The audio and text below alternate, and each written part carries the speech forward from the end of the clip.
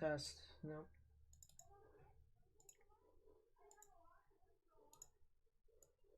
Test. All right. We got the mic working. That's working fine. Oh boy.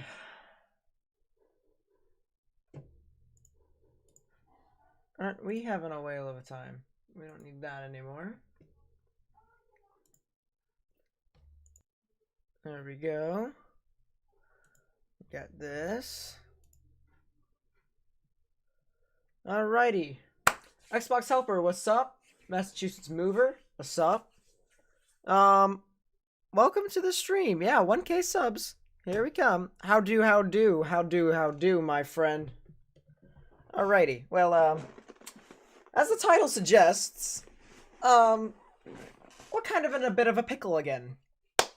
So I'm here to analyze the potential situation this Sunday, which is tomorrow, as well as the situation that occurred last Easter, and potentially some severe weather in the middle of the week next week, which is actually going to be my birthday, chat. So if I have a live stream on my birthday, I'm probably just going to, like, you know, give up. I don't know. My birthday's on the 23rd, and so if we have severe weather, like it's saying that we might, you know, like big severe weather, it's gonna be crazy. Jay Bauer, what's up? You knew it was gonna be a moderate risk within the forecast. Yeah, it could very well have done so, but as it continued to go on, they obviously said, hey, let's throw a moderate. We have to deal with the severe weather again, Chief. Yeah, there's severe weather all over the place. You're back from last weekend's stream? Thank you, my dude. Thanks for coming back. A person that does things. Oh my goodness. Your username is very hard to forget. Your username is very hard to forget. Weather is lovely here. Yeah, weather is lovely over here where I'm at too. It's pretty nice. 100k people didn't have power for today's. Yeah, I heard, dude. And I'll show you guys towards the end of the stream. And the description tells you what all I'm going to be talking about. But you know, as for now, we're gonna go ahead and get started with the big one, which is tomorrow. Tomorrow is another severe weather outbreak possible.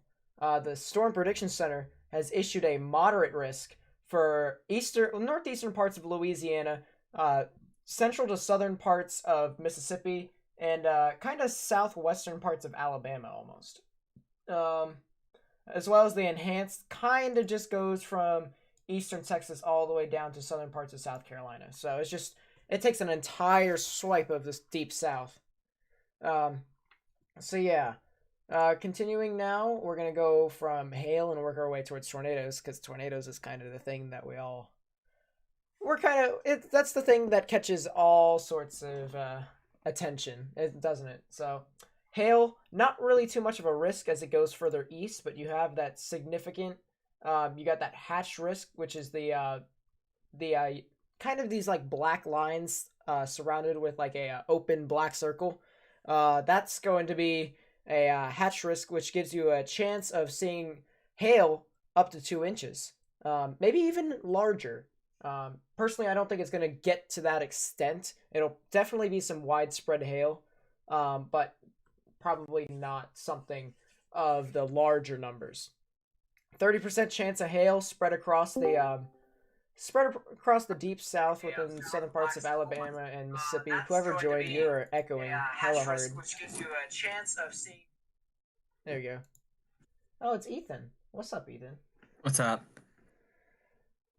Didn't think we'd get back into this carnage again, but you know what? It is what it is. Yeah, here we are a week later. Yeah. Almost the same setup. Oh, of course. Let's go into the winds now. The winds kind of just basically takes a smaller portion of the enhanced and just goes ahead and pushes through. I won't be surprised if the Storm Prediction Center actually makes a 45% risk, kind of within the Mississippi and the Alabama area, as well as even parts of Georgia too. I wouldn't be surprised if anywhere within this black circle they turn that into a 45% chance of of damaging winds. But definitely a hatch risk, as I said before. You can get winds up to 74 miles per hour within those areas. But don't be surprised if you get gusts like that in some other areas as well. Adrian's weather forecast, welcome back. Nice to see you. SBC Brennan, sup? Nice to see you. Let's see. You're not under a risk. Good job today. I mean, for now, I should say. Yeah. Waiting for your day on the 24th. Okay, that's one day after mine. Birthday's on the 23rd. It's pretty nice. Springtime for sure. Yeah, and we're actually starting to get into a more vigorous pattern. I wouldn't be surprised if you guys actually see another severe weather risk in the deep south in the mid part of next week, but it's still a little bit far out to say, but something that we definitely want to keep our eyes on. Let's see. You're setting up a live sub count for me. Thank you, my guy. Appreciate it. I didn't actually think we'd get up to this high, but you know what? It is what it is. Let's see, just my new favorite meteorologist. Guys. I will say, I'm not a meteorologist yet. I got accepted to Penn State, so I gotta wait for 4 years until you guys can call me a meteorologist. But for now, I'm just a weather enthusiast, alright? I don't want to give you guys, false bravado. I want to keep up with you and tell you all. Let's see. Good job with the last severe event coverage. Yeah, we're gonna continue that into tomorrow. It's gonna be pretty cool. Is it coming to South Carolina? Yes, indeed. It is definitely coming to South Carolina. It will definitely be in the morning hours for you all, I will say. Yeah. So, as I said, if you guys have questions, I would recommend you hold them towards the end of the briefing for the severe weather event. But for now, it is what it is. So, yeah, let's see. Go into the one where you all are definitely going to want to look at, and that is the tornado probabilities. And widespread area of tornadoes once again. I mean, the 15% right within there is kind of where I expected, a bit further west than I expected.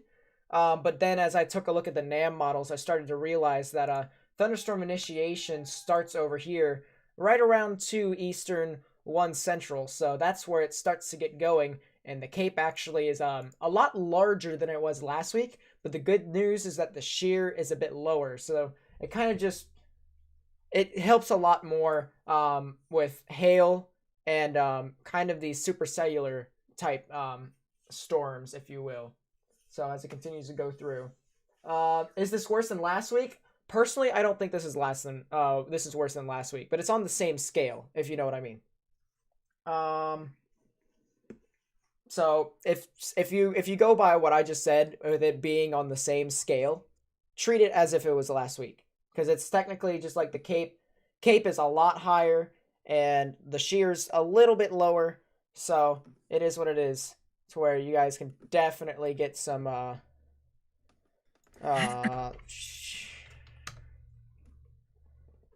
there you go. Something that you're definitely gonna want to basically look out for as that continues. Let's see. So, 15% across south central parts of Mississippi and Alabama, as well as northeastern parts of Louisiana, as well as, well, yeah, just south central in general. That's really it. So yeah, let's go ahead and look at the timing of all of this. And then I'll show you guys the dynamics and all the stuff that can go into just fueling thunderstorms and stuff like that.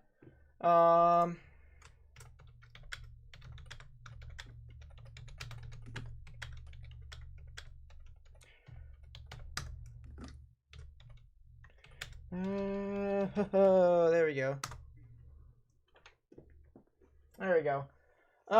Yeah. So let's see.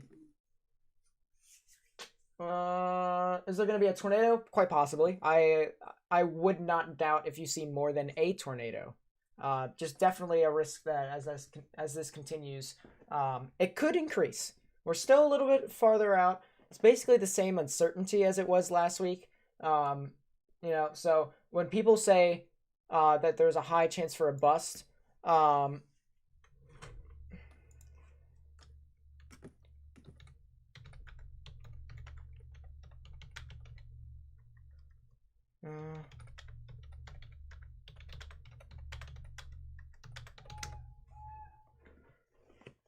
Let's see. So yeah, it's you. When people do say that there's a high risk for a bust, it was obviously the same for last week. But at the same time, um, there's high risk for a bust this week too, and it could very well do what it did last week. Um, so yeah, 9.8 on the STP from Mississippi and Louisiana. Yeah, definitely.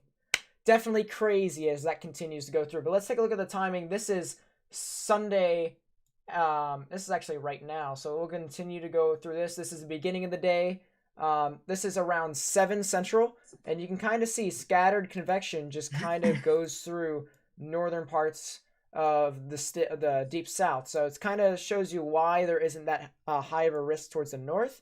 It's because a lot of the stuff is kind of already cooled down a bit, and you guys, even though you'll see some sort of scattered convection, it won't be to the magnitude of what you'll see down south. So as we continue to look through onto the day, this is getting closer to the afternoon hours. This is literally afternoon, probably right around 1 and 2. You can start to see these thunderstorms start to develop right around southern Arkansas into parts of Mississippi and Louisiana. And that's where this entire risk starts. So that'll continue to sweep on through the deep south, as you will see within the next few frames. Continuing now, it turns more into a kind of QLCS or quasi-linear convective system. That means that it just forms within a line and causes some very, very damaging winds, as well as some possible tornadoes. But don't rule out, you see all this open space right here? This is where I'm worried the most. It's kind of a similar situation to what happened last week. And I didn't really specify what I actually thought would happen. It actually came to be last week.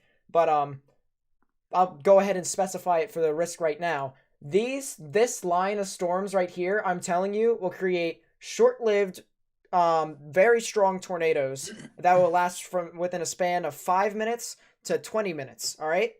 Down here, you could see some cells that could be long-lived.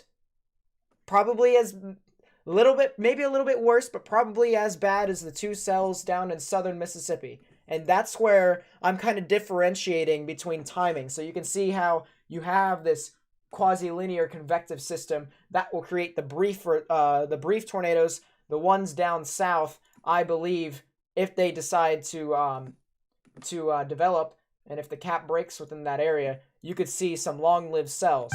So definitely something, as that continues, you guys are going to want to keep in mind and monitor the weather completely, because you can get 2 waves rather than 1. Let's see. Exhausting, pray for you. This gives you anxiety. Dude, it gives me anxiety every single time I stream, but you know what? We're in this together. I'm praying for you. I'm praying for everyone who just got impacted this past Easter. So I'm going to, do my best to inform you all of what all is happening. And if you have friends and family who want to know stuff about the weather, I'm sure there are other YouTubers that have weather forecasts, but if you want to show them mine, preferably mine, it's kind of selfish if you know what I mean. But it is, yeah. Yeah, I'm seeing Cape values in excess of 4,500 joules per kilogram in Yeah. Easter this on. That's nasty. That's nasty Yeah, right definitely there. a very high Cape event. Oh yeah, for sure, for sure.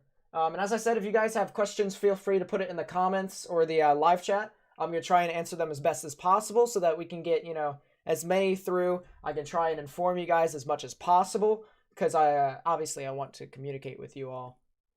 This is kind of the purpose of the live streams most of the time. Say you got severe weather, you got people in the path. Relay the information to you all so you guys know what all is happening. Can you get in a VC with my friend? Sorry, not today, my friend, but maybe in the lower events, probably around the 5 tornado risk parameters, you very well can. But not these type of risks when they're higher up. That's when I like to kind of congregate with my staff, if you will. Let's see. It'll be streaming from now on to tomorrow. Unfortunately, well, for today, no, this is a briefing stream. So this is going to tell everyone, this is kind of my way of formulating a video and telling you all what all is going to happen.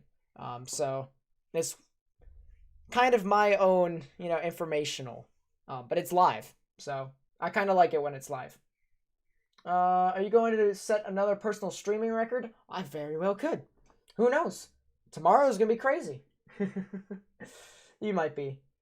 This might be. How long will I be live? Today I'll be live probably for the next hour and a half. I got some stuff after we do this. We're gonna analyze what all happened last week during Saturday, Sunday, and Monday. So I even got some I've got some radar data for you guys to show on that EF4 190 mile per hour tornado. I can't remember which actual what counties it went through. It's always eludes me, but it is. Yeah, my own video, but it's a stream. Yep, that's basically how I do things. I can edit, but it's my element to where I can stream and help you guys. Will I stream tomorrow? Yep, I sure will. You're gonna flex your biceps on stream? Maybe when it's not that big of an event. It is what it is. Let's see. Okay. Is it possible for severe weather to shift north than expected? I wouldn't be surprised, but at the same time, it's very unlikely. It's kind of been to where these storms that came through the morning have went through the northern parts of the southern states, and it's kind of cooled down the air around it, making it a bit more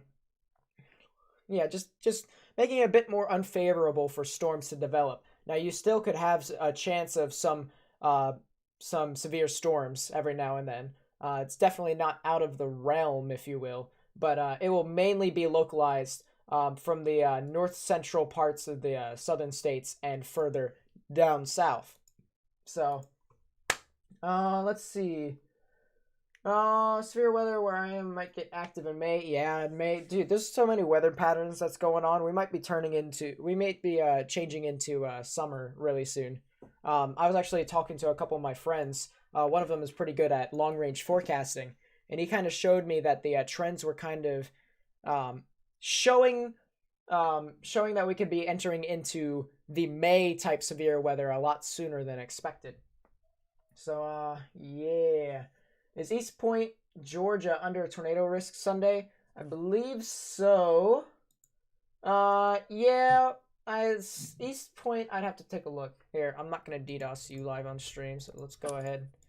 No doxing here. No doxing here. East Point. Let's take a look. And someone else, actually, you might have answered it for me, maybe. No clue. Oh, the south part of Atlanta. Yeah, you can get some severe weather. You can very much so get some severe weather. And if you guys want specific areas that I want, that you guys want me to forecast as well, you guys can do that. I have a stream of moisture and humidity from the Gulf moving up in the later Sunday, which is why the severe weather ramps up in the afternoon. It's actually going to ramp up even further towards the overnight hours due to the low-level jet. Low-level jet's going to be crazy, and I'll show you guys that in a second. But further timing more, you can see right around the midnight hours, it's kind of crossed through parts of Alabama and into Georgia. But if you take a look, right around 7, yeah, right around, I would say, not right around 7 per se. Maybe 10, right around 8, 9, or 10, something like that. You can see what I'm talking about. We're in the highlighter. Seems legit. You can see these kind of cells start to pop out in front of the storms. And that's kind of what I mentioned earlier of how you'll get the QLCS that'll develop these kind of short-lived tornadoes, powerful short-lived tornadoes that'll last from like 5 to 20 or even 25 minutes. But you see those cells out in front of that, and that right there could quite possibly produce the long-lived supercells that could very well possibly have an impact once again on the southern states. Now, the good news is that actually there really isn't any good news here besides the fact that these areas have not been impacted, so they could very well be ready when these events happen. But the bad news is that once again it could pose a threat to life and property. So people need to go ahead and monitor the weather from now until the event arises. Will you be getting a tornado again? That was quite unfortunate where you guys actually had a tornado right at your doorstep, but it actually lifted and it was an EF0. I don't You guys have a decent chance. Personally, I can't rule it out, but it seems unlikely. It seems unlikely. So yeah. So-so's under the moderate. Yeah, everywhere that's been impacted by the large tornadoes is under the moderate. And southern parts of Alabama has not been touched at all. That's where I'm actually looking at. So yeah, as that continues, it'll go along into the overnight hours, pass through. It starts to fan out a bit, but you can kind of see how everything turns into this boundary. That will move off to the east, and as it gets further and further into the morning hours, it would be 8 right around the time in which most of it completely fizzes out. So that's how that's the complete timing from beginning to end of this cell. It's kind of elongated because I was answering chat a bunch. So for the people who are watching this after the fact, please bear with me. Yep. So now let's take a look at the specifics, shall we? The dew points. Big key factor is to telling us how much moisture there is in the specific areas. And you can start to see as thunderstorms, you can't really tell, but right around the time where I said that storms would develop, you got dew points in the 70s, the low 70s, upper 60s, and that will continue to move off, and then not as much dew points except for the area that I pointed out in front of this entire thing. You can see there's a bit of lower 70-degree dew points in the southern parts of those areas, and that's where I'm kind of watching as that continues. You can see some scattered storms, potentially some long-lived cells out in front of that QLCS. But then as that continues to go off to the east, obviously the dew points start to diminish. It'll be in the upper 60s as it continues to get to the eastern seaboard, and then it will completely fan out as it gets there. So yeah, let's go ahead and take a look at the Cape. Can I get a mic check real quick? You're loud and clear, AJ. Nice to see you back. Nice to see you back. All right, great. I got 2 monitors now, so I can actually watch chat while I look at models. So y'all better be on your best behavior. Yep. Well, congratulations on getting a second one. Yes. I just plugged in my old Insignia TV for my old setup into this laptop. So. Oh, seems legit. Yeah. What does spin-ups mean? Spin-ups mean quick tornadoes that could just last from a span of 5, or just like maybe even a minute to even 20 minutes. So stuff like that. I'd say 5 minutes is the maximum for a spin up. After that point, you're starting to get into an actual mezzo kind of deal. Yeah, kind of mezzo deal, but along the QLCS, these can actually kind of sustain themselves as they get longer. Yeah. But I say 20 at maximum because there could be some instances where it's completely outflow dominant and somehow it's still on the ground. So, Yeah, we had something like that actually with after you went off. Actually, after we all went off. In Carolina. There's like 2 of them. Embedded like MCV kind of deal. Yeah, and that was really impressive. Cheddar Jack. So this system is weaker, in some ways, but in other ways it's about the same. This is gonna be not okay. I don't want to say it's not gonna be as bad. It's flip-flopped. It's gonna be. How do I describe it? The 2 risks have switched roles. There's gonna be more instability. Less shear. Yep. The less shear, yeah. And it's also gonna be a bit smaller of an area as well. Mm-hmm. So really it's gonna be similar to last week, but also not similar. Yeah, it'll just be more energy and less vorticity, if you know what we mean. Yeah, so there's going to be, the storms will have more energy to go off of, but there will be less shear to give them tornadoes.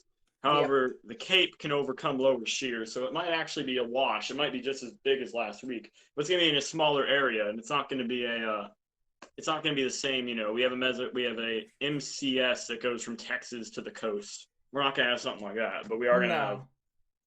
It's not going to be that kind of long track MCS kind of deal. But I do think it's going to have a couple of big tornadoes. I think we might have a couple violent ones this time too. So it'll mainly be the QLCS that takes up parts of the southern states, but you can't rule out some supercells out in front of those lines, which is what I was mentioning earlier. Do I think that there will be a chance for tornadoes in northwestern Georgia? Probably not. The scattered convection earlier in the day, continuing all throughout, will probably limit your chances at getting some, but does not mean that you should be vigilant if the thing does occur. Let's see. Was there tornadoes in Wilson? Yeah, there was. I wasn't streaming per se. I kind of went off because I was streaming for 24 hours, and then I streamed for 10 hours prior to that. So that was about like 35 hours. That was 34 hours stream. 34, 35. I was actually ready to keep going, but Nate was falling asleep. So dude, you kind of just like left me and slept for a little bit. Earlier on in the day, yeah, but near the end. Yeah, I kind of went through the entire time, so I was just like chugging all the way. But it is what it is. It is what it is. At the end there, I would say I think I did a decent job. If you saved the VOD, I would have put that on my reel for the year. But thanks YouTube for not saving the VOD. So now I don't have my best work I've done in years. So thanks like YouTube. Well, you got money from it anyway, so I don't want to hear it. I did get money, but I didn't. I wish I had that stuff to put on my reel. Which, by the way, I am accumulating all this money so that after all the big events, I just go ahead and send it out in one giant, thing. Yes, and then I might be able to actually afford a new computer. At the rate we're going, if we have a moderate every other week for the next month, which is possible, you're just gonna get paid. I actually will have enough money to buy a new computer that's as good as my last. So, Nate, we gotta keep these streams up, yeah. Yeah. Am I gonna be live streaming all night and all tomorrow? No, I will probably be streaming closer to noon tomorrow, maybe a little bit after that, towards 1 Central, 2 Eastern, something like that, right around when the thunderstorms initiate. So definitely something. Yeah. But this is gonna be just like last time. It's gonna be a pretty nocturnal threat, so we might still be streaming for 18 hours if this keeps up. So. Oh, maybe. I'll take a look at that in a second, Silly Witch. I'll take a look. Let's see. Boom. Maps. Where are the bad storms going? Oh, okay. Where you mean? If you mean where, Nate, can you give a breakdown of the geographics of this? I know it changed a little bit. Yeah. So, I still think that it's going to be southern Mississippi and southern Alabama, but can't rule some parts in Louisiana as well. That's my overall opinion of where the worst tornadoes would be. Okay, so for Defuniak Springs, you guys have a decent chance of severe weather. You asked for the risk, so I shall give it to you. You're right on the border of the enhanced and slight for tornadoes. Border of 5 and 10% chance of seeing those conditions. So definitely monitor the weather. Something where if you live in these areas, or if you know anyone who lives in these areas, you're definitely going to want to monitor it, especially with what all happened last week. That definitely was a wake-up call for everyone. Yeah. And thankfully, I do have some news. This might be good. There are more towns in Alabama and Georgia and Mississippi that are opening their tornado shelters tomorrow. Oh, very good. I would still say if you live down there, you got to check with your local one because a lot of them are closed because of the virus. Mm-hmm. I don't think the tornado threat's going to go as far. There will be tornadoes late in the night in Georgia and the Carolinas. It'll probably be less as it gets closer and closer towards South Carolina, but still the opportunity to get some. Yeah. I see them extending the 15% past Columbus, possibly. I could see that, but at the same time, it's going to be more of a QLCS right around Georgia, and that's where I'm kind of iffy. Thing is, here's the deal. Last week should have been a high. This might also be one of those events that we're going to look back on and say, yeah, they probably should have been a high on it. Because I these don't know. They parameters are didn't still issue a super they good. didn't issue a high last week, so I don't think they're going to issue it for this week. Just to See, this is stay like with the SPC consistency. loves flip flopping though. Do you remember a couple when last year when they issued the high risk that busted, and the next day there should have been a high risk, but they like had a mod and it should have been high. So they like flip flopping a bit over there at the SPC. They're very smart, but they do it sometimes. Yeah. I don't want to be the guy who drags the SPC. That's Ethan's job. But if I look at this here, the amount of instability we're having is just very conducive towards some pretty strong tornadoes. I think. Where do you think the strongest storms are going to be? I think in not western, eastern Louisiana into Mississippi. Yeah, I Uh, think southern Mississippi. I've said southern Mississippi and southern Alabama for the past week, and I stand by that. It'll be I definitely don't an know overnight about event southern when it comes to that. Alabama. Well, if you take a look at I the think the NAM, worst it's is been gonna be- consistent. It's been consistent with pop-up showers out in front of the actual QLCS, and that can turn into some supercells, which the Cape just so happens to be right around 2,500 to 3,000 out in that area. And it's just been untapped air that is just literally sitting for it, and the low-level jet is increasing by that time. So I'm just like, you know what? Throw it right there. That's just how it's been at this point. Yeah, and here's the thing: this doesn't look as intense as last week, No, but definitely this not. looks like last week was not quite a super outbreak, but whatever one level below 130 that. tornadoes. Yeah, probably a level below super outbreak. Like you got super outbreak, and you got that. We had a tornado that was wider than Holland. Okay, we had a tornado that was the number 2 widest, maybe number 3. I forgot where they put it. I think it might have tied Holland. Here's the thing: those kind of tornadoes are usually kind of high shear and high cape, right? The 2+. Yeah. El Reno and Holland both had cape above 4,000 joules per kilogram. What was interesting is that wasn't a very high cape event. And that tornado was not where the highest cape was. The highest cape was about 50 miles east of it. Yeah. So imagine if that thing had touched down 50 miles further east, where there was just as much shear and more cape.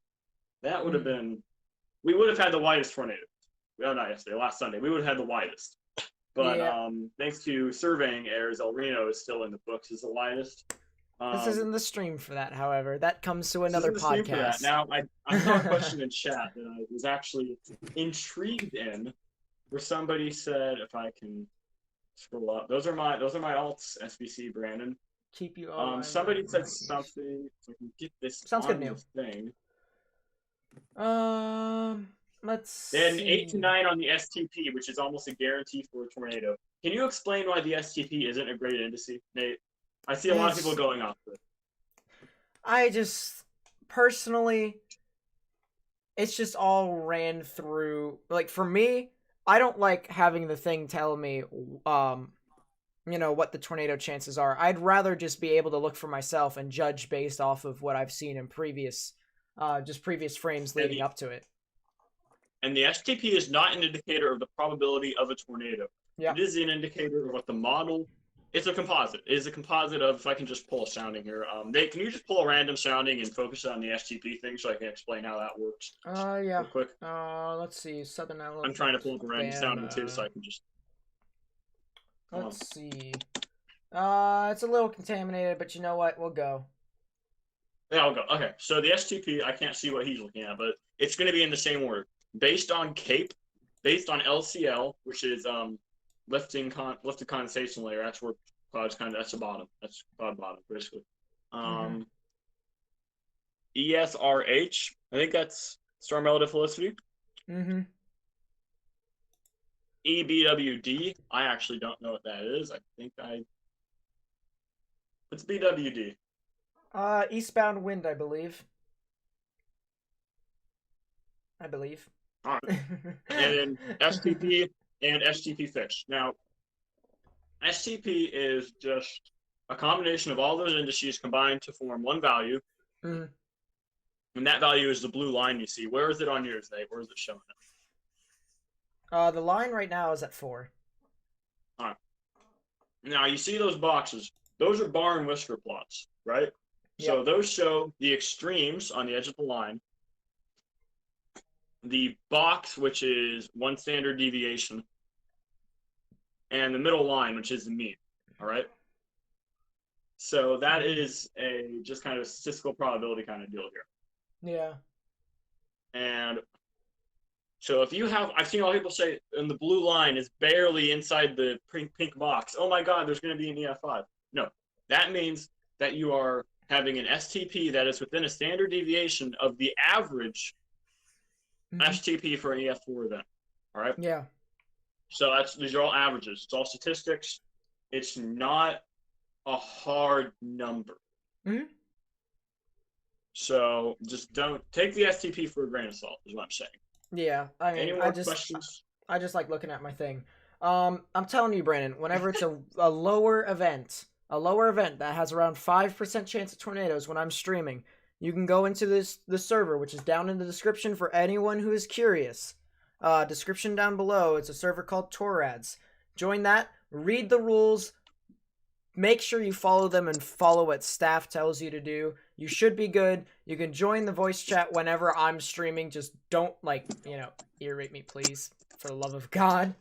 And you guys can also talk to some very, very educated meteorologists and students who are studying in that field. So and a lot of weenies. Don't forget. And kind of a lot of weenies, stuff like that. But definitely one of those things where you guys are going to love that server if you love my content. Yeah. So you can talk to the whole team. Everyone who's on his stream is in that server. Exactly. Everyone. If you have questions, you can feel free to ask. You can even ask the people that aren't on the team. They'll be happy to answer. And whoever asked for my Discord, those are my Discord accounts. So just punch those into the. If you want to DM me, just send them my way. Why are you called Depression Incarnate in the actual YouTube? I don't know. server? Daniel changed my name to that. You like looking at our things, huh? Oh, seems legit.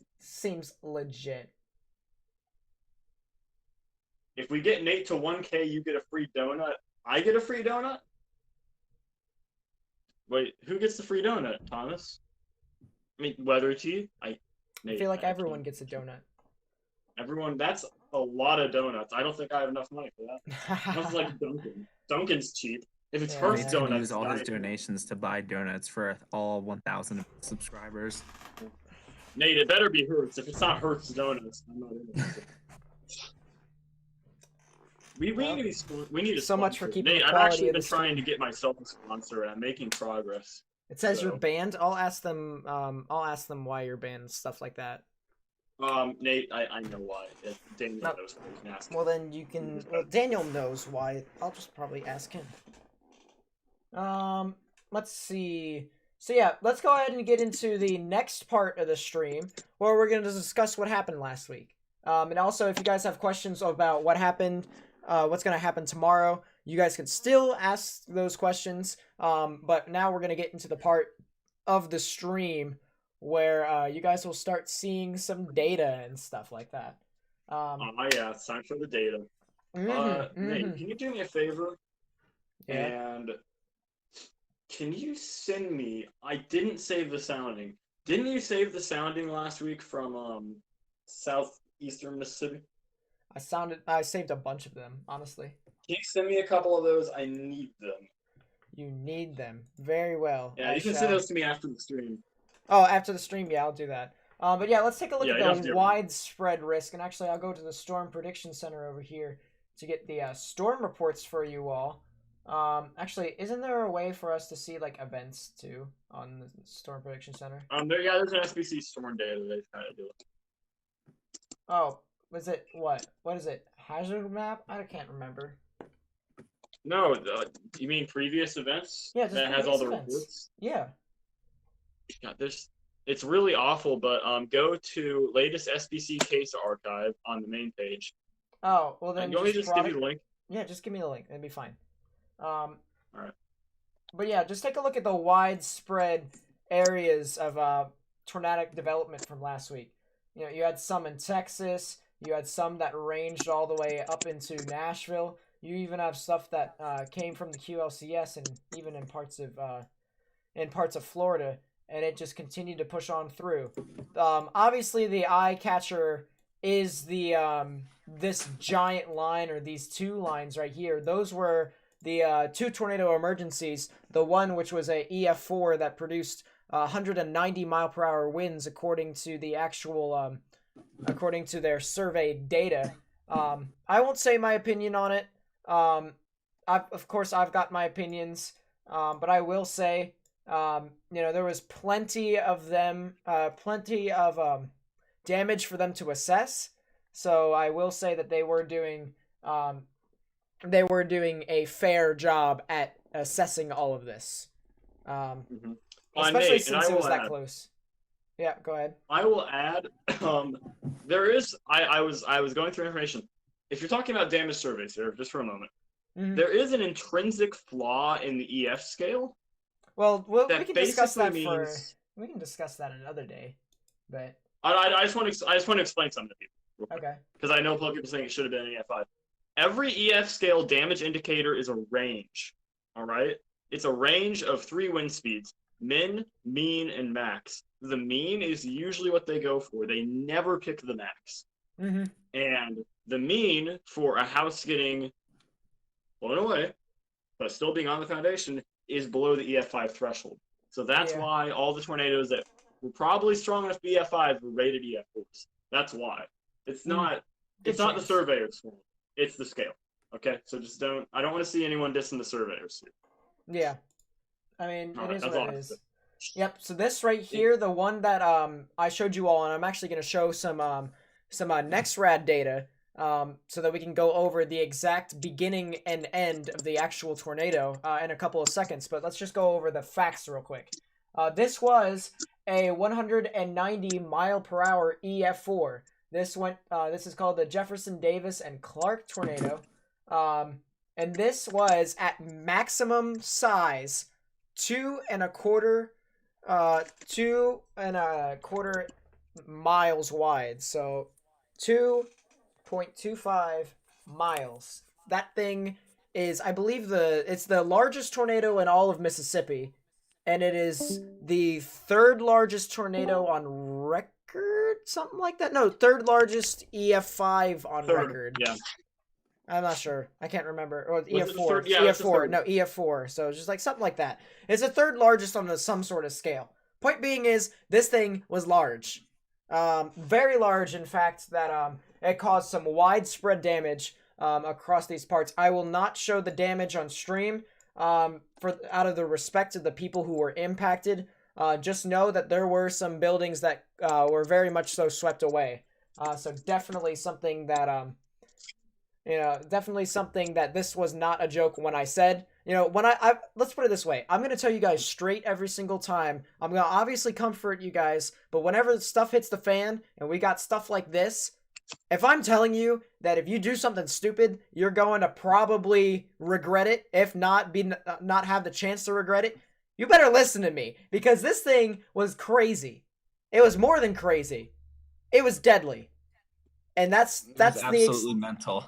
That was the extent of what I was trying to prove, that these 2 storms in general were not a joke. So that's why I was trying to get across to you all that this was definitely a situation that you had to take seriously. And if you didn't, it could very well cost you your life. 2 confirmed EF4s. They were both from the same supercell. One was, I believe, an one was oh god, I'm slurring my words. One was 170 miles per hour, and then obviously the other one was 190. Now this one says it was 1,320 yards wide. I don't know exactly how wide that is, so let's go ahead and figure that out. I may seem like a noob, but screw it. 1,320. That is 3/4 of a mile wide. So this thing was, once again, the other one was quite large. But still, these storms were not to be messed with. And then the other one was an EF3. That one was 150 miles per hour, and it was 2,040 40 yards wide, which is obviously it's most certainly over a mile wide. So you can just assume that it was within the realm of a mile to a mile and a quarter wide. So definitely some intense things in there. Are there any in Texas? There were a couple in Texas, all of which were EF1s. I believe it's. I think there was one EF2. I'm looking through the damage right now, or through the tracks. I see. I think he's asking about tomorrow. Oh, tomorrow? Yeah, quite possibly. Quite possibly. Got one back. Sub count 966 seems legit. Thanks, Tiger Cub. We try our best. The thing doesn't go off for the most part. Did I just start streaming? No, I started streaming 45 minutes ago, but I'll be streaming for a bit. Thank you for being a friend. All right, time to put you down. Okay. And then as we continue to go through, the first tornado emergency of the day, which actually went through Monroe, that was an EF3. So if you guys were there in the earlier parts of the stream, that had 140 miles per hour within that line of storms, and that was actually a tornado emergency. So definitely something scary. And then the one above it, where we were freaking out of how there was like 2 tornadoes right next to each other, that was an EF2 of a let's see if I can quickly get what that is. 130 miles per hour. So definitely within the realm of some very powerful tornadoes within the line, and definitely seems legit. Definitely within the earlier parts of the day, that was the preview, if you will, of what was to come. Some other cells behind it, some EF1s, an EF2 in some spots, and then another EF2 actually near the town of Yazoo City, which should have been familiar to most people who had the tornado in the past. Let's see.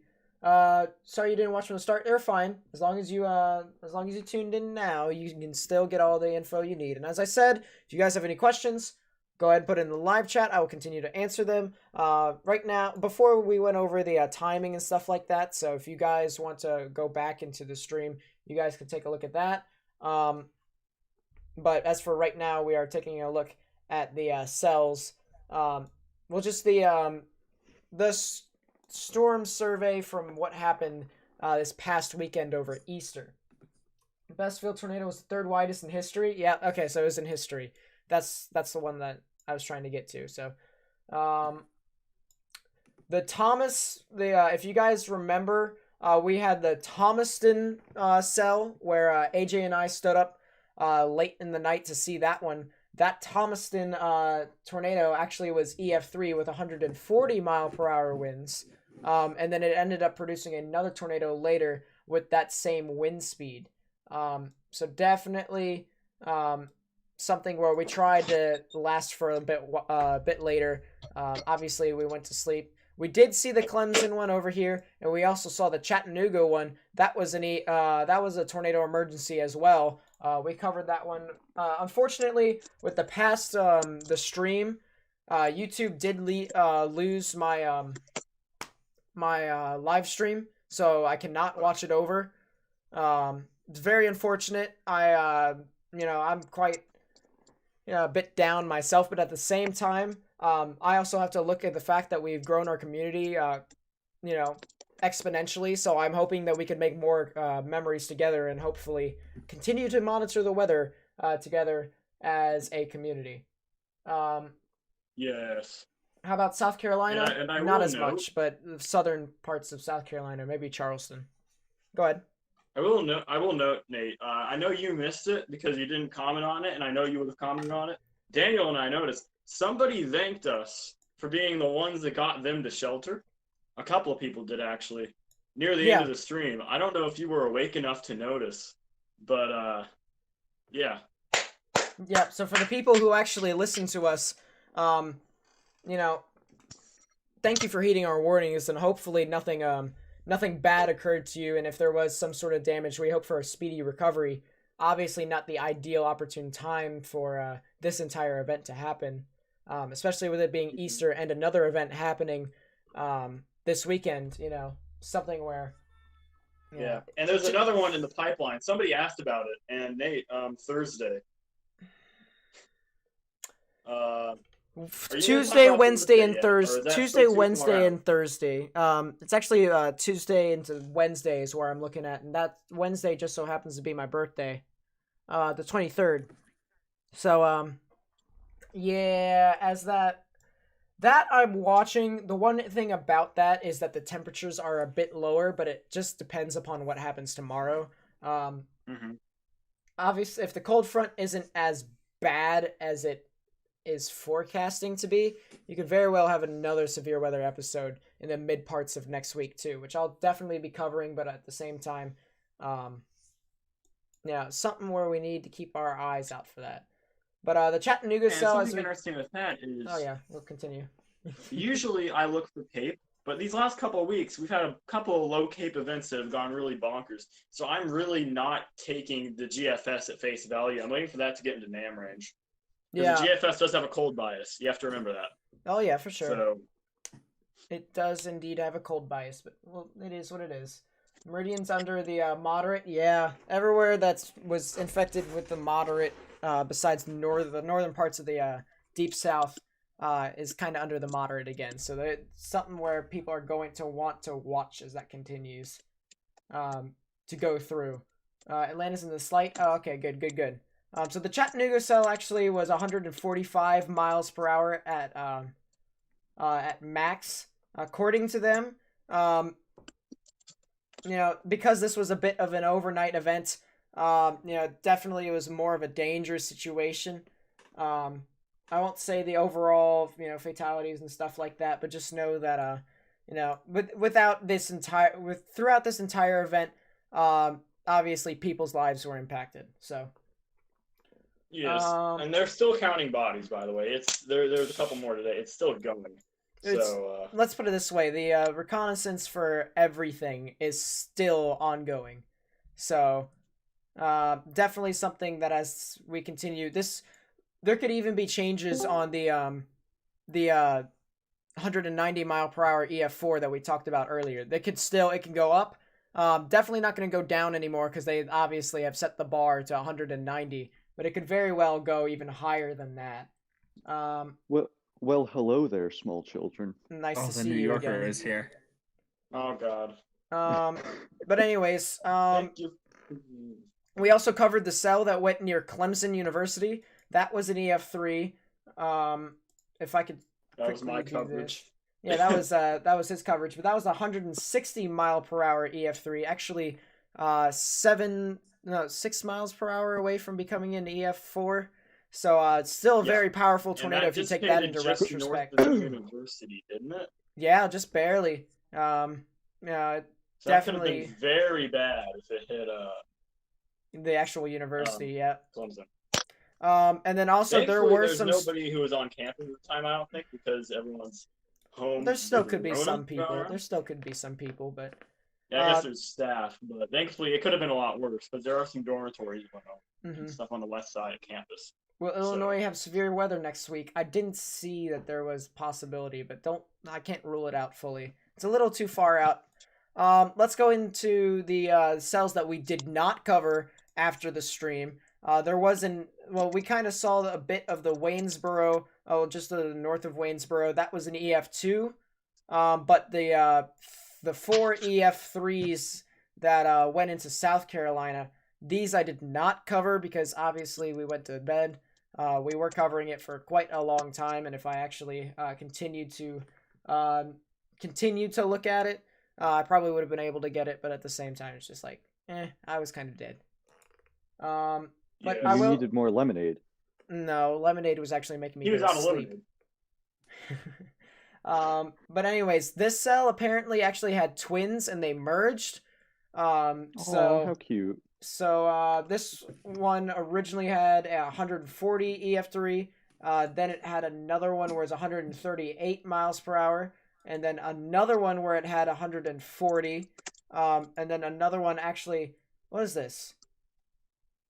Wait, what? 1, 2, 3, 4, 5, 6 EF3s that we did not cover. Great, legit.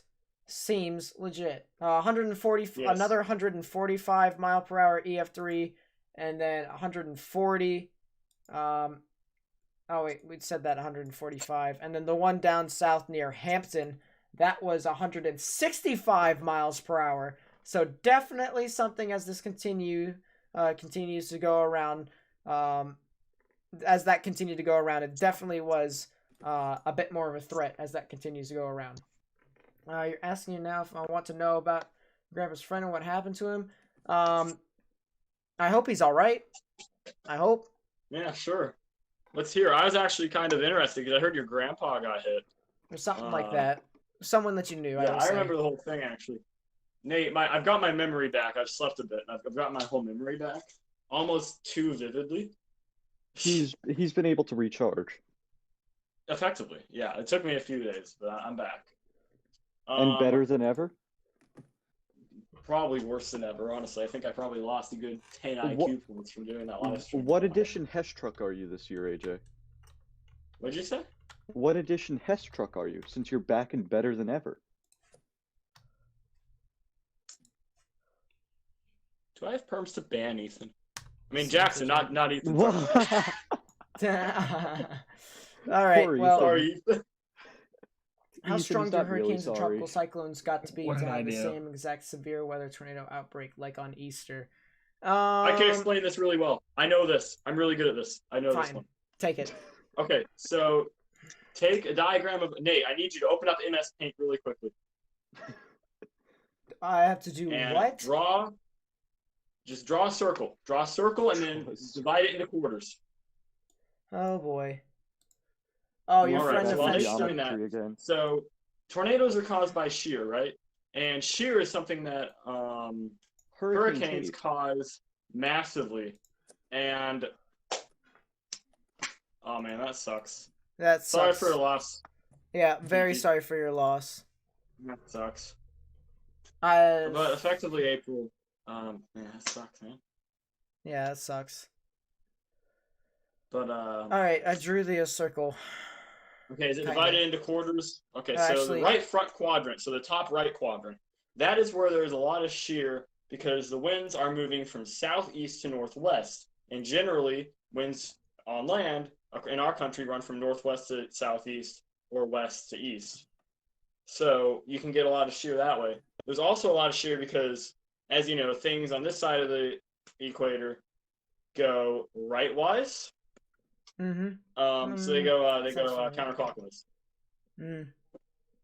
And counterclockwise rotation is spurred on further by the movement on the right front quadrant. And that's Yep. generally where you'll see tornadoes during a tropical event, is on the right front side of the storm, so the northeast side typically. But it is relative to motion a lot of the times. So if you have a hurricane moving from west to east, it can be on the southeast side more. It just really depends. But northeast side is usually where it'll be. Yeah. Another interesting thing about hurricane tornadoes is sometimes you'll get different kinds of movers in the same, but you'll have left movers and right movers, which can be really interesting from a forecasting perspective. And tropical tornadoes are also typically low based, if that makes sense. Like very low cloud based, so they can be harder to see, and they're also often rain wrapped. All So right, yeah, well, tropical tornadoes are an entirely different beast when it comes to forecasting them because it's an entirely different driver of the shear. But effectively, when you have that much energy going into a storm, it's going to create some vortices. So that's why tropical storms also cause tornadoes. Yeah. All right, well, you guys, I have a treat for you all. I did say that we would pick up some radar data of what all happened this past Sunday. We're going to go ahead and go over what exactly happened with the 190 mile per hour EF4 tornado. So, buckle up, you guys, because this is going to be very interesting as this continues to go through. You can already see the radar data beginning to register in some Hey, spots. all you cool cats and kittens, buckle the fuck up. We're trying to get monetized here. You're not we're not quite there yet. Yeah, you're not at 1,000 yet. We can You still do this. realize that This could be the last stream that we could do this. This is the last time we can say No. fuck. No. But is this also the last time we can say thank you for being a friend? No, we can always do that because we sing Okay, that. Lord. All right. Well, does this mean you're going to be live for That is true, Dante. 48 hours? No. I'll be live you do towards profile I'll be pic. live towards midnight tomorrow. For all the people who did subscribe this stream and people who liked and stuff like that, I want to say thank you to you all at this point. Thank you for being a friend. Travel down a road and back again. Your heart is true. You're a pal and a confidant. Backup singer, where are you? No, thank you. All right. Well, anyways, let's go ahead and get into this analysis. So this is right around, this seems to be 5 o'clock. Well, 4 o'clock local, 5 o'clock, something like that. It's 5 o'clock somewhere. Yeah, at 4 expire at 4:45. So this is right around. Here, let's go all the way down, shall we? 3:39 is when the actual warning got issued. So right around 4, I'd say, right around there. But you can already see classic supercellular hook. As AJ pointed out in the last stream, you can kind of see these little spikes. And whenever you see that, that means some vigorous inflow. It's actually to the point where the outflow, when it shoots out the rain out in front, the inflow can pick that back up and suck it into the actual inflow. And just shows you some very, very gusty winds moving into the actual cell. As you can see, based off of radar presentation and the velocities, the reds are moving away from the radar. The greens and the blues and even the purples are moving towards. And they're not exactly touching per se, a bit broad to our liking, but this is kind of right around where the tornado originally touched down, probably next within the next scan or something like that. But you're starting to see some signs of it starting to reorganize, as it did produce another EF4 earlier on. The correlation coefficient kind of obscured right now, but you can kind of see these blues and greens. This was from the debris of the last tornado. So when I was looking at this, I wasn't quite, I didn't exactly know whether it was on the ground or not, but I did see that there were some lighter correlation coefficients or higher correlation coefficients, meaning that it could very well have lifted off of the actual ground for a bit. As we continue, actually, I'll take a look at the storm, the spectrum width, if you will. This measures winds moving down into a storm from top to bottom, and you could see some of the reds and yellows and the oranges represent some higher values of winds moving down, and that shows, usually when you see stuff like that, that's an indication of some tornadic development within that area. But it has to be aligned with the actual base velocity. You can't just say, oh, this cell over near the town of Arm, that is producing a tornado because it has some values higher up. That doesn't work like that. So it has to be specifically within an area. So echo tops, looking in some specific spots. Right now it's almost 48,000 feet. Oh boy, we heard the special noise. Storm, thank you for the subscription. AJ, this is my thing. Shut the fuck up. Jackson. Thank you for being a friend. That's your cue. Travel down a road and back again. Oh boy. Your heart is true. You're a pal and a confidant. Anyways.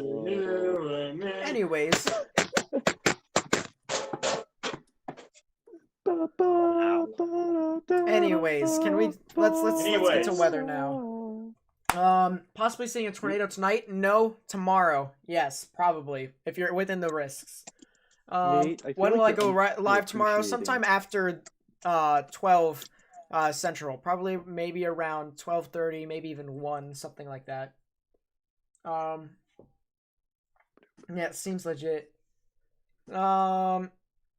Anyways, so as we continue to go into the next scan here, not really any major organization. Still, the hook is a bit linear, where it hasn't fully curled around its actual outflow yet. It's still trying to get some stuff.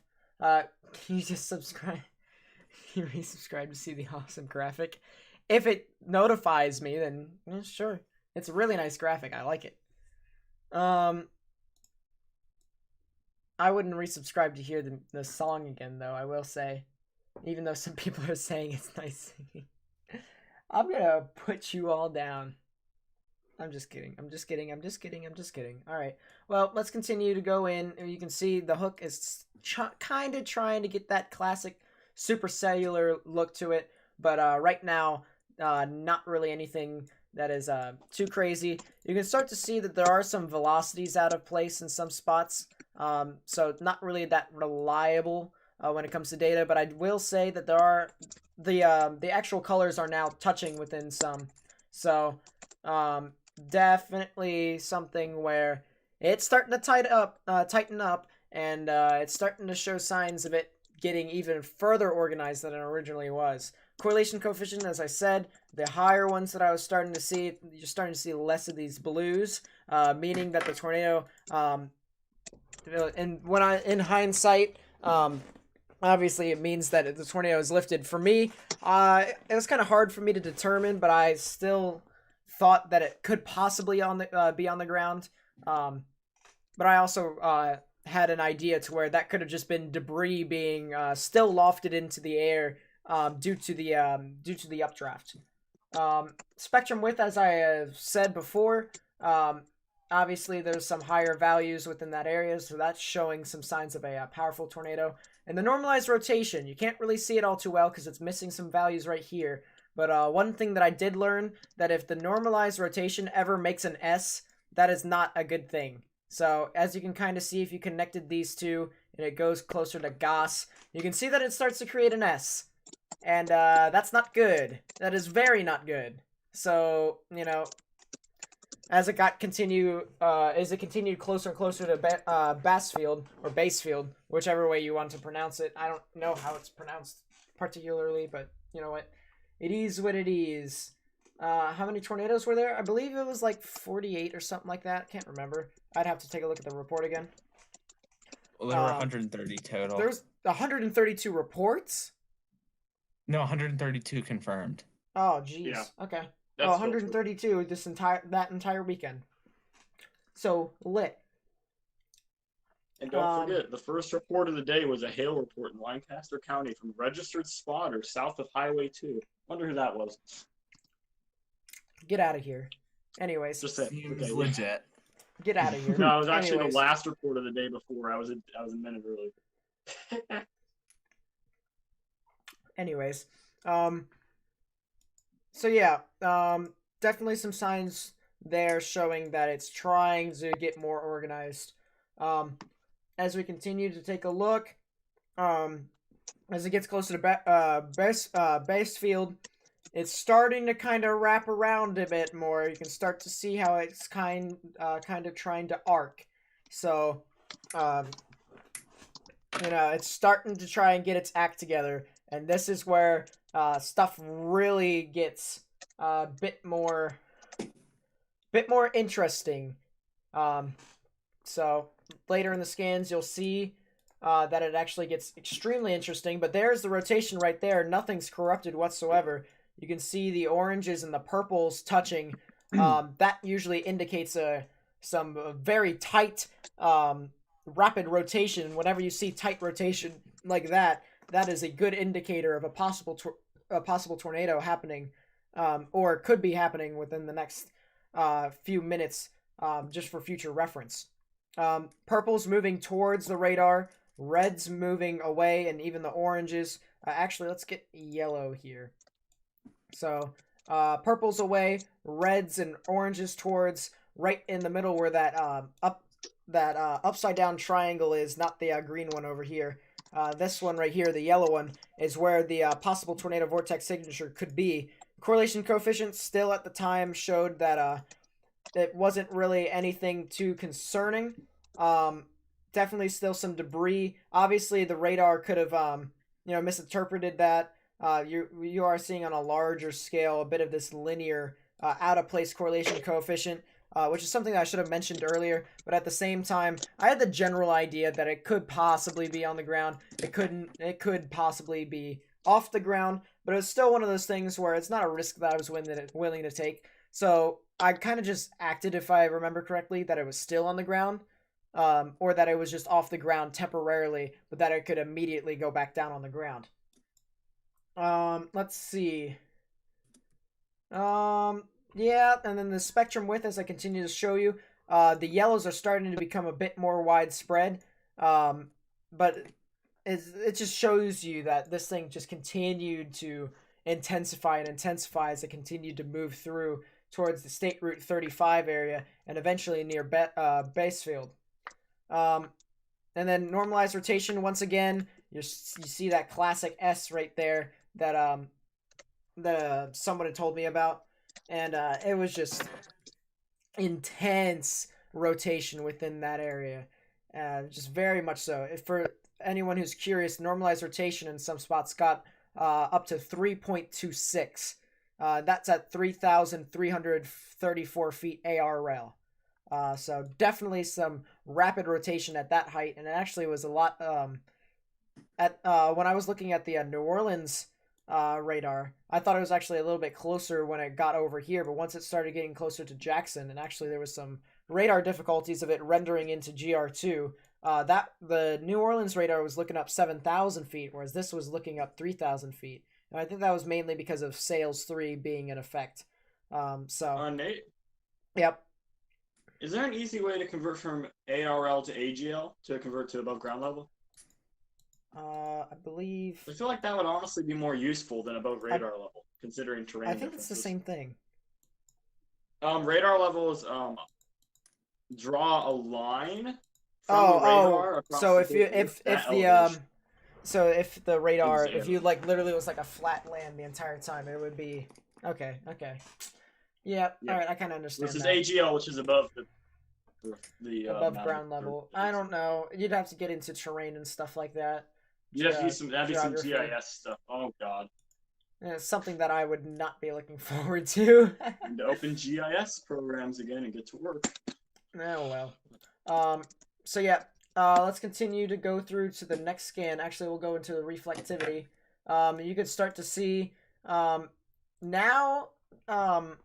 You can kind of see the little hook right here, but it's also leaving behind a lot of rain, and that kind of shows me that it's not fully organized yet. Still some very rapid rotation in some spots. As a matter of fact, if I were to get a delta velocity of here, this is 163 knots, which is right around, what was it, 178, 179, 180 miles per hour, something like that. Let's put it this way. Very strong rotation within that area. And, definitely some things to where it could have quite possibly... No, it just did. It's intensifying as it went on. If we take a look at the normalized rotation, the top's kind of cut off because some of the velocity values are missing. But still the same thing to where if you create an S... It is not looking good, my friend. Not looking good. Correlation coefficient, as I said, now actually in most part a bunch of reds, which kind of tells me that it wasn't on the ground at all. But as it continued to move on through, you'll actually see that changes relatively quickly. Spectrum width, as I said, widespread yellows. So same thing here. Echo tops actually hasn't changed, but they probably will change within the next frame. And there it is. The next frame goes up to almost 51,000 feet within that scan. And then what the echotops basically does is it measures precipitation for the reflectivity. If it's 18 dBZs and higher, well, that's basically what the echotops is looking for. 18 dBZs and higher. Anything lower, it doesn't register. Where was this at? This was near Basefield, Mississippi. This was the 190 mile per hour Jefferson Davis and what's face tornado. Yeah. Oh, I see a Tiger Cub. I'll see you later. Yeah, I was covering the Dallas tornado too. That was crazy. That was the NBC thing, and then the Bachelorette. I think that was Was that Cookville or was that Nashville? I can't remember. I don't know. Every tornado it happens. I mean, That's true. to be But fair, anyways, I get mad when they break in for a severe thunderstorm warning barely on the edge of the CWA. But like for an actual tornado warning, that's more important than the Blues game. As much as I hate to admit that. But anyways, you can start to see that it's now starting to wrap its outflow around a bit more. It's starting to become more of an arc, and this was a bit more concerning because it was heading more towards a town more than anything. So if we take a look at the velocities, some can't even register, mainly because, well, some on radar scope, which I might actually have to buy radar scope just to see velocity values. Jaden, it isn't. Yeah. Okay, everyone it's is saying tomorrow. I thought this was supposed to start till tomorrow. This is a recap right now. This is a recap of last week. This is a Nate, recap. you should like change your radar icon to recap, or like put recap on the screen or something. So It's people literally in the chat. title of the stream, though, AJ. It It literally says literally is. analysis of Easter Yes, Outbreak. but can you really trust some people to notice that? Yeah. To read the title of what they're clicking on, yes, I think we can ask I people don't to do know that. if you can, man. It is what it is. I see you're back from your well-deserved break. Yeah, dude, sleeping is fun. I slept for 24 hours straight. You're back. What did you miss? I just basically went over the rest of the timing as well as the beginning of the Jefferson Davis EF4 that turned out to be 190 miles per hour according to damage reports, or the damage survey, I should say. Tornado gonna hit Texas because wind is 45. Is it no? The wind is. Oh, if you mean miles per hour, then that's mainly because the jet over there. Not too much of an issue. For you guys though, I will say. As I continue to take a look. Anyways. Velocities, as I said, purple's going towards, reds and oranges go away. In the middle is where they touch, and that's where the tornado could quite possibly be. Correlation coefficient doesn't show anything on the ground at this moment, but you can definitely see right along the red triangles where it definitely was, definitely could quite possibly be at its strongest. The normalized rotation up to 3.38, and this isn't actually at its max. For the entire thing. I actually looked at this radar data before I was showing this to you all today, but it is really intense right now. It will definitely get intense as it continues to go along. Let's see, charge my phone because it's at 14%. Seems legit. Spectrum width. Obviously, widespread yellows, definitely really intense. And actually, if we go back to the normalized rotation, it's kind of lost that bit of an S, but it's a smaller S. So it still shows some really intense rotation within some of those areas. Going into the next scan right here, you can start to see it is fully got that hook going right within there. Right within where the triangle would be is where I would expect the rotation just by looking off of reflectivity. And actually, if we just zoom out a bit and take off the tornado emergency box, that is as classic of a cell as you can get. I mean, just take a look at that. That is some classic reflectivity scan. That's a classic reflectivity scan right there of what a supercell should look like. I mean, just picture perfect, and it'll be even better for enthusiasts later. What is the spectrum width? Spectrum width measures winds moving down in towards the surface. So, yeah, don't want to be in Chattanooga County to be hit again. They won't be hit tomorrow, and they won't be hit tomorrow or Monday, so you'll be fine. Scattered convection will take care of that. Chattanooga? They might get some marginally severe stuff. I expect them to be in the marginal tomorrow, but I don't think they're going to get any tornadoes. They're already in the marginal, but they're not going to get hit. No, they're not. Chattanooga is just north of the marginal. Yeah, but none of Tennessee is in marginal. Yeah. I don't really. Yet. They're probably going to get moved into it a little bit. I don't think so if they don't have it then, because still convective, scattered convection.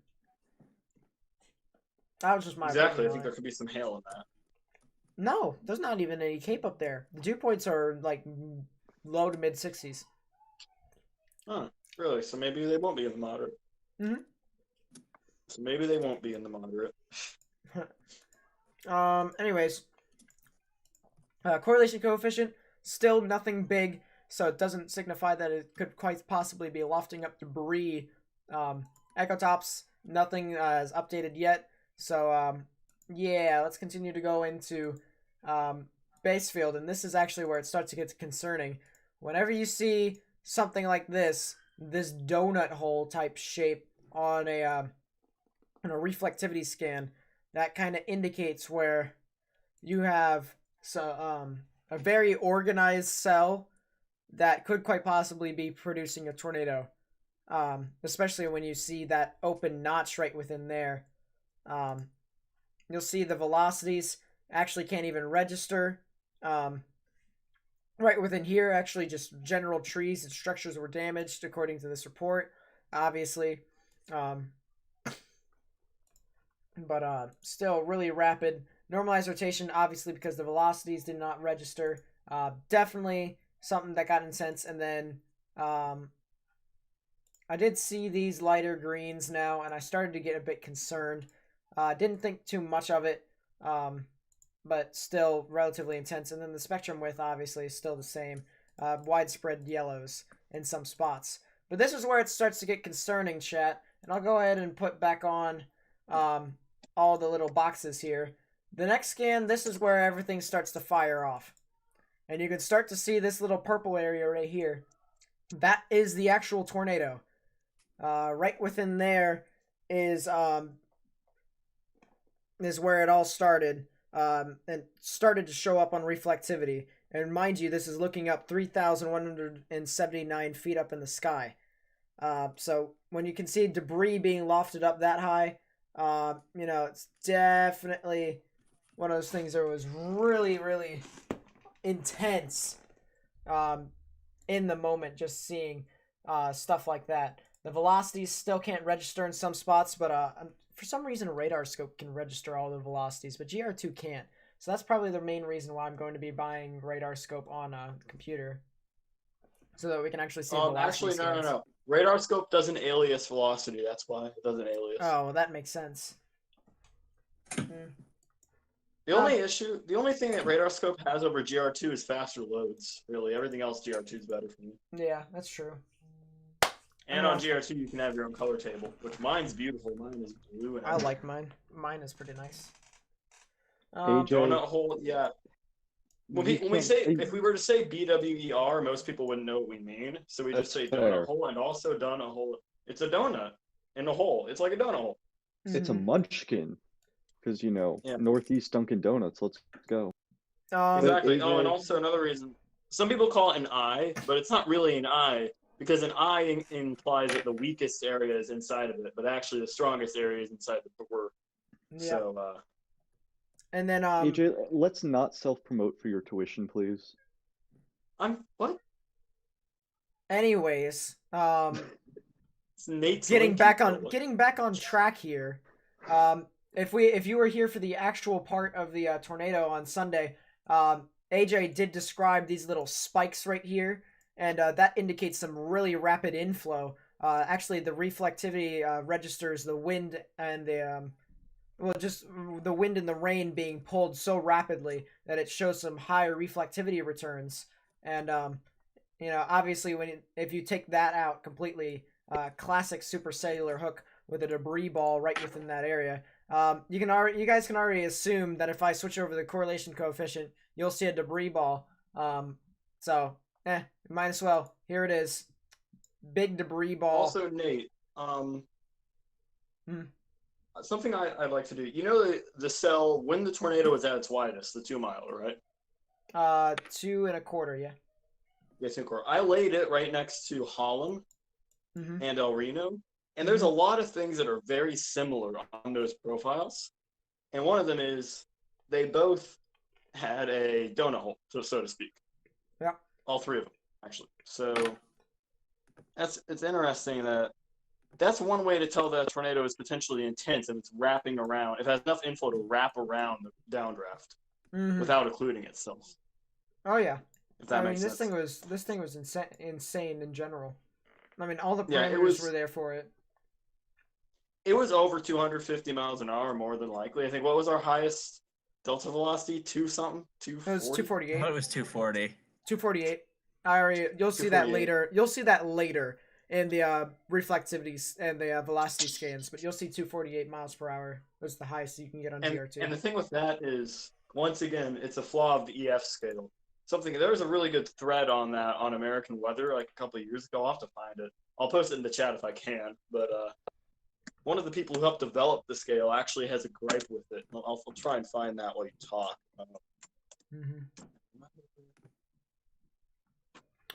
I thought I showed it to Thomas earlier too. So something like that. But anyways, you can see along the velocities, the lighter purples and the yellows now are converging. There's some spots where you can actually not register the velocities as we've seen prior. However, some of the purples have actually gotten above 100 knots in some spots, actually 105 in that. So let's go ahead and take a delta velocity. And this is actually 188 knot delta velocity, which is over or around actually 200 miles per hour. If you could take a look at the conditions down at the bottom, if I were to quickly circle right around the area right down here, you should be able to see conditions. It's all the way down at the bottom of the circle. There's a 99% chance of it having EF1 or greater winds, a 93% chance of it having EF2 or greater winds, an 87% chance of having an EF3 or greater, and a 42 for EF4 or greater. So that definitely was just like, a shocker for me when I was looking through that.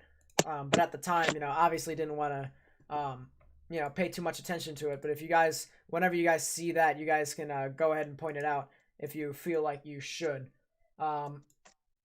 So as we take a look further, as I said, correlation coefficient, insane.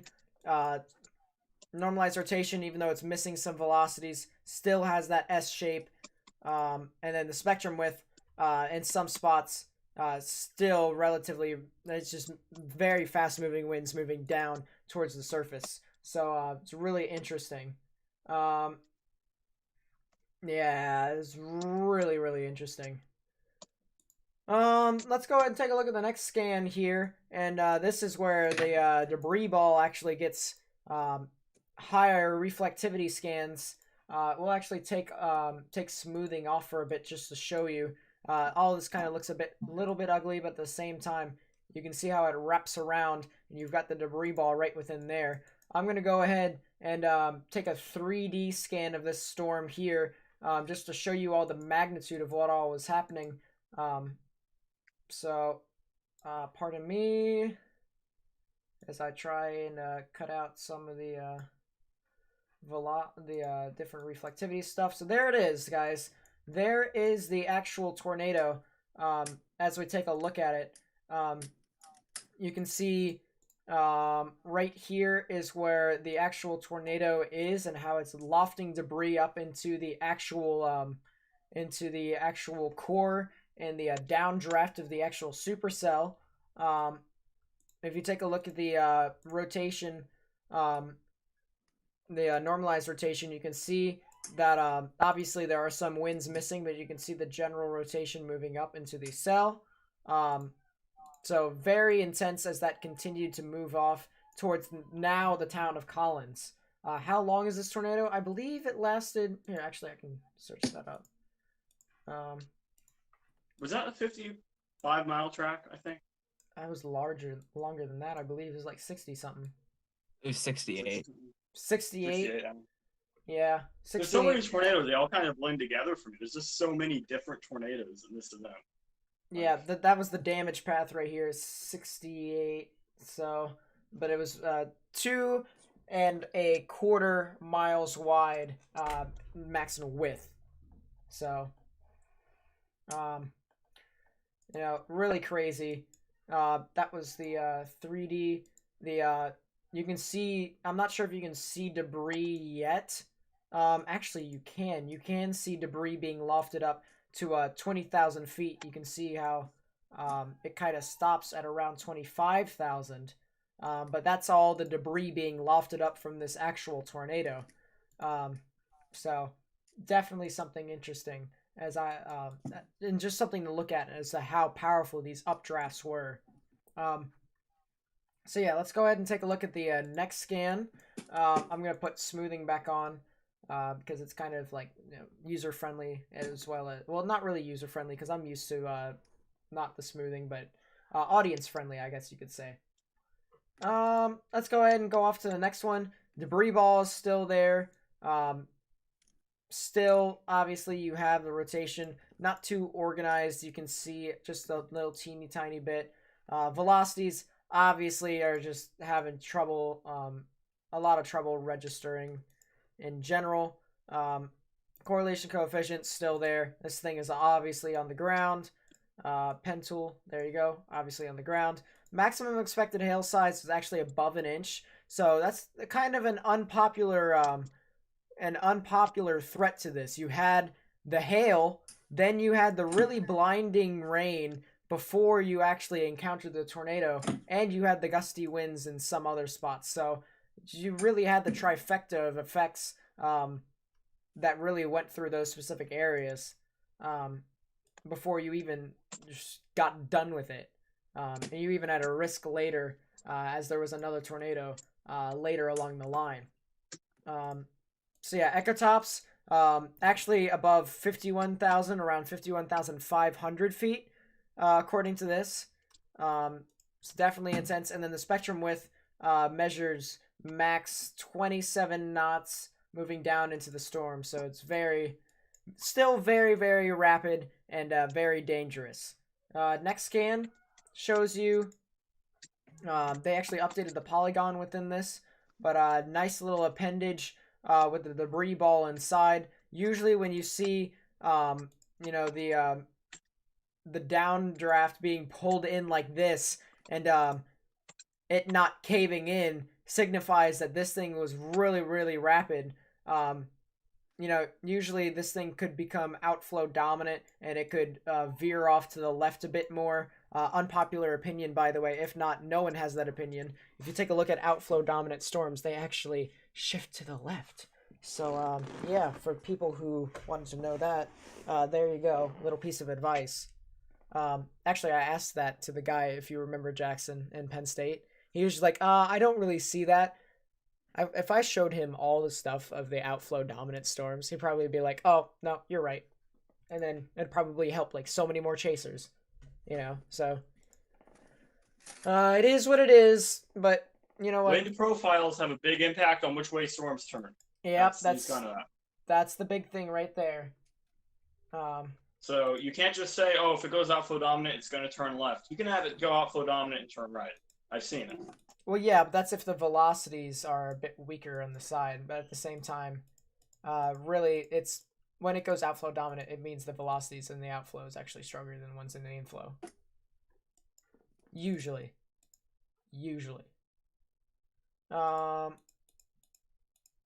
Yeah, velocities can't really register within the middle there. Nothing more I can say about that besides the fact that it's just the same old business. Correlation coefficient still there. It just continues to go on through.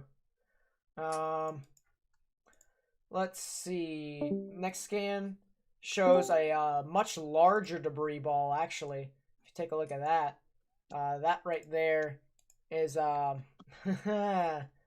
very, very scary. It seems how it measures up with a correlation coefficient. Yeah, definitely something where I was starting to question a bit. This was the real deal. This was the storm. Obviously you got inflow values above 100 knots in some spots, even 107. Place a marker right there to get a delta velocity for you all. 181.6 knots. That's still right around 200 miles per hour. This thing was relatively rapid, and there wasn't even values that could register in the middle, so it could have even been stronger than that. Ecotop's value is still the same. It hasn't updated. Spectrum width, it's starting to turn more into a ball, guys, and that's when stuff really gets really interesting. Really interesting. You know, it's just very, very interesting. So, yeah, as we continue. Oh, and I do want to show you guys this too. The ZDR measures rain moving up into a storm, so like from ground up. And usually when you see the kind of the reds and greens and blues surrounding a gray, if it lines up with the velocities, that shows you that is actually a rain-wrapped type tornado that could be occurring. So something just to keep in mind as that continues to go off. Next scan shows the same thing. Massive debris ball moving off towards the US 49 area. Velocities actually extremely rapid. I think this is a point where we can take a delta velocity and get some really interesting values back. So 107 knots right there. 184. That's 192 knots, guys. That's like 210, something like that. Maybe a little bit less, maybe a little bit more. But right around there, just for perspective. Very rapid rotation. Obviously, correlation coefficient still there. Spectrum width, more of a ball. It's actually up into the 37 knot rate region. And actually, if it gets above 37 knots, it could actually be a bit more. Well, actually, it maxes out at like 37.6, 37.9 or something like that. You'll be able to see. But yeah, do you think it'll move higher outlooks north because the significant tornado risk goes farther north? I don't believe so because scattered convection for tomorrow. Northern parts of the southern states, Alabama, Mississippi, Georgia, there's a lot of rain that you guys will be dealing with all day, and that'll kind of cool the air. So you'll get some sort of risks up there, but it won't be to the extent of what's going to happen down south. Let's see. So, yep, very, very strong, very rapid. ZDR shows still stuff surrounding a gray ball. Definitely intense rotation right within there. Next scan goes through, and yep, there's the ball. The ball actually gets into some other some higher reflectivity scans there. Actually goes up to 64.5 dBz. So definitely classic debris ball right there. If I go ahead and zoom out once again, take the tornado emergency off, you can see still classic supercell. Classic as it could always has been. So yeah, it's definitely still there. Definitely still there. Risk for Atlanta Metro tomorrow? Yeah, it's decent risk though. Not too good. Not too big. Let's see. Is there a risk Wednesday's for Atlanta Wednesday. by Metropolitan Park? That's alright. I Where's already said Metropolitan that. Park? I already said that. Oh, you already said that? Yep. Why is my chat behind? Anyways, There we info in North Mississippi. Yep, no problem. Wednesday. Oh God, yeah. I'll get into Wednesday later. It's time to look at the long range models. We're going through this thing first. I don't want to talk about Wednesday. I don't want any severe weather on my birthday. I want to go just like. I want to relax. Nope, that's You not can get a allowed. normal birthday. Strictly prohibited. Strictly prohibited. 23rd is when I need to relax, and it's not giving me it. Anyways, delta velocity on this singular velocity scan, 208.8 knots, guys. 208.8.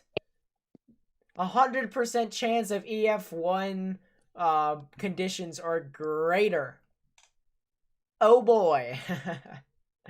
Really, really rapid rotation right there. Just whew, intense. Debris ball, obviously, still there. Spectrum width, boom, there. And actually maxes out. As I said, 37.9 knots is where it maxes out on the spectrum width. And it indeed did that in some spots. Where am I right now? I am recapping the storms from this past Easter. So this is the 190 mile per hour EF4. And then Nate, the chat now wants you to talk about Wednesday. So we'll Yeah, do the that chat really afterwards. wants you to talk about Wednesday. We'll talk about that afterwards. Come on, Nate. No. Nate. Still far out, guys. Anything could change. All right. let's I don't see. think we're actually going to get high risk tomorrow, but in the pool I'm in, I'm saying yes. Just No. to try. Just because. His only much. chance at getting a high is with Broyles. This is Pretty true. much. I need Broyles on the desk. If he's on the desk, we have a chance. Yeah, but Broyles put out today's day one. Gleason put out tomorrow or for day 2. Yeah, Gleason's probably gonna do it then. Oh well. And Gleason issues Gleason- more high risks than Lateman does. Yeah. So Yes, but we know Lateman's a bitch. Okay, guys, Hey! guys, She's I a gotta good say forecaster, this. though. Guys, I On gotta Twitter, say Mark. this. On Twitter. Guys, I'm gonna say this about Wednesday. The reason why I'm not gonna go over it right now is because it depends upon what happens tomorrow. If there's This not is that true. much, if there's not that much of a cold front, you guys could very well see. Let's put it this way: something on the magnitude of last Sunday. You could very well see that. If If we the cold get front the doesn't cape we pass need on through. Wednesday, there is a slight chance Wednesday might make Easter look like a joke. Okay, Yes. like the parameters are there. It's very just- much so. It is very intense. It's just it's depending upon the cold front tomorrow. We need it to be a NAM range, basically. Once it gets on the convective allowing models, which don't have a significant cold bias like the GFS, it'll come into view. But right now, we just don't know. There's a lot of uncertainty. Very much so. Super So that's all I'm Outbreak gonna 2.0. maybe. I don't know. This entire month has became a Let's super outbreak. let's give it some time. Let's give it some time. That's what And- I'm. That's all that I'm saying on the entire thing. So I'll leave you guys with that cliffhanger, and we'll rediscuss this topic after tomorrow. At a later date. Yeah, probably on. Let's see. It'll actually happen Tuesday evening into Wednesday, so we'll discuss this on Monday. Maybe even tomorrow's stream. I don't know. Depends upon if we have downtime. Well, I mean, we should keep Monday an off day just because that's our only sleeping day. No, because weather doesn't sleep apparently. This is true, unfortunately. It's 2020. Anything can happen. Exactly. The trial mode is already. If we haven't learned that yet. Yeah, I mean, just like literally it said tutorial over, now it's time for story mode in the sky the other day. So I was just like, whew, crazy. Hey, I think that was just the albuterol. Well, anyways, Moving right along. yeah, moving right along, let's continue with the velocities. You can see some actually getting to the extent of 123 knots inbound velocities. 120 is 109.3 knot delta velocity. Crazy. Lit. Definitely something that we all wanted to see. This thing is crazy, dude. This thing, how it all formed in general and how it ended up just continued to sustain itself through 68 miles is crazy. Obviously if we go to the reflectivity, look at that hook right there, chat. I mean, do I have to say anything else for this scan? Do I have to? That right there just shows you all that you need to know. I mean, that is, in retrospect, obviously, very dangerous situation, but now we can just marvel at its beauty. I mean, just weather is dangerous, but at the same time, crazy. What? Why did it just update? What? What? I am very confused as to what just happened. It literally just updated. Okay, well, anyways, crazy stuff. Welcome to my life. Let's continue on now. Debris ball obviously still there. Boom. Velocities insane. Not as strong as it once was. Probably because something with the de-aliasing towards the center. I wasn't doubting that it was still relatively strong. Debris ball obviously still there. It is losing that classic S shape. I will say it's not as much of an S as it was. But as that continues to go on, we'll go to the next scan. You're kind of going to see, yeah, right in there. And you can already assume that velocities are going to be messed up right within there as well. The debris ball, still insane. Velocities, obviously messed up. Reflectivity, boom. Still a really intense hook as we take a look at that. It's just definitely something that I'm going to keep this in the back for a bit. Just like keep it in a folder and just for me to look at. Because let's put it this way. I can say, even though I don't have evidence for it for any of you new people, I can say that I covered this thing and I helped as much as I can to the best of my abilities. I can't get mad and say, oh, I could have done more, because there really isn't much that you can do other than to tell people in the path of this that there's this giant thing coming. I'll admit, it still irks me. I was late on one of my calls on one of the tornadoes, and I was like, I could have been a little bit faster on it. Mm-hmm. On one of my on it. So like, I was still faster in the NWS booting the warning out, but I felt like I was a bit slow on not the one that went through Chattanooga, the one that touched down south of that. The one that crossed over into Georgia. Yeah, the one that went from north-south kind of bizarrely. Not the one. Whoever said that we're due for an EF5 and that they're surprised if we don't get an EF5, we've had tornadoes that were that strength. We just haven't had let's say, a lot of things to survey. We haven't had the DIs right. Nate, I'll have to make a video on that. Remind me. Why don't we just do a podcast? Boom. I did research on it, and the ES scale, it isn't for the reason everyone says it is, but it is messed up, and it's some very smart people agree with me. And the HER is updating. Fuck. Well then, the HER is always updating. It's always running. It always is. But anyways, not the point here. Let's continue to go ahead and look through. Obviously, hook's still there. Velocity's not as strong as it once was when it comes to touching in the middle.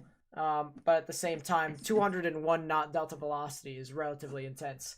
So, just really intense within those areas. There's nothing really much I can say else besides this thing was huge. Just really crazy. What is sleep? That's a real thing. We don't know anymore. Yeah, we don't. You're so surprised. Yeah, I mean, Sleep. we'll have to see. Let's see. As it continues, the velocities are kind of not as good as you'd see.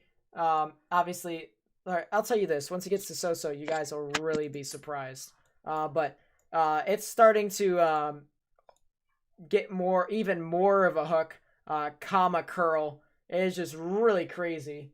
How you doing in Atlanta? Right now, you're fine. Tomorrow, you're going to be dealing with some sort of severe weather. Not to the extent of what it was, but boom. Quick synopsis of what's happening in Atlanta every 10 tomorrow. minutes reminder that this is currently a recap.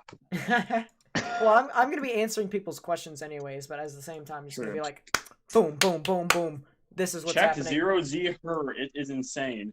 Wouldn't that have been the HER run from 2 hours ago? Yes.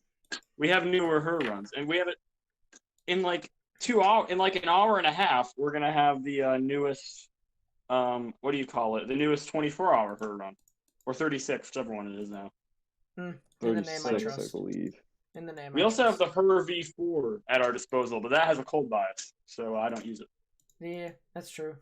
Spectrum width obviously maxed out in some spots, so boom. All I really need to say about that. So let's go ahead and continue along. And hook obviously still the same. One thing I will say is that the hook isn't looking as defined. Even though you do have the debris ball, it is kind of it's not wrapping its outflow around fully to the extent, even though you do have a little bit right within here.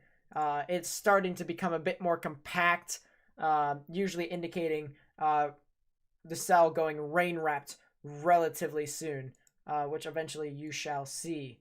Velocities, obviously off the charts. I'm not going to be able to get you a delta velocity. You guys will be able to see that later. the velocities will be even stronger than it once was, or it is at this point. Correlation coefficient, obviously, it's still there. ZDR, still there. You can still see that you have some rain right within this area, and then you have the actual tornado right in the middle, looking kind of like a donut. As this continues to go on through, actually I kind of skipped a couple frames, but here it is. Velocities, boom, intense, really intense. 187, well, just the compactness, obviously not too accurate, but 187.5 knots is still relatively intense. Spectrum width in some spots still maxed out, especially this line on the northwestern part of the debris ball, relatively intense, mainly because of the convergence of the outflow and the inflow. Yeah, normalized rotation still looking gnarly. So next scan shows better hook, I can say. I mean, just like, whew, that thing is a whole lot better. Velocity scans, this right here doesn't register fully, but this right here is what I'm going to be looking at. 195 knot delta velocity is just crazy. It's still is a marvel. I still marvel at it. It's just crazy. It's something that didn't think I'd be able to see. We don't have one on the ground right now. This is a recap of what happened this past Sunday on Easter, just for the people who are curious. Yeah. Nate, we did this 3 minutes ago. Yeah, we sure did, but you know what? We got to remind people anyways. Any towns around? This was heading into the town of Sosa at the time, and you'll actually see eventually. New Orleans, they'll get impacted tomorrow, so boom. You too, but you're poor. Seems legit. I'm not gonna tell you to donate, but my staff's gonna tell you to donate. So. Oh, hey, I gotta pay for college. If y'all want me to be smarter, someone called me an idiot last week. If y'all want my quality content to be more quality and more content, I gotta go get my associates. So. Well, see, instead you should support the New Yorker. Yeah. Don't support the New Yorker. Yeah. The New Yorker who's going through these tough aesthetically, my COVID-19 filled times Jeez. where I can't get food What is this? anymore. What does this came to? Anyways. Support whoever you think is a bigger twink. That's. Oh. Sheesh. This is true. Anyways, Yeah. continuing along here, spectrum width obviously maxed out in some spots, as I've been saying. Just some really rapid rotation at this moment. Correlation coefficient obviously still there, signifying that it's still on the ground. Next scan, same thing. Base velocity, intense to an extent. This isn't the velocity that I will be showing you guys as the max. But it's definitely really rapid right now. As this continues to move off to the town of Soso, you'll be able to see it at its peak, I believe. Debris ball starts to get larger in the next scan. I mean, just right within there, it kind of shows you debris ball and the correlation coefficient, even larger. Velocities obviously still doesn't register, or it doesn't register in some spots, but definitely intense. As this continues to move off, this is now heading over, or it was heading over US 84. That would have been heading off towards Soso, as I've been saying. ZDR still shows that the really much so rain wrapped around with the donut towards the center. The gray signifying the actual tornado. Next scan, this is where it starts to ramp up a bit.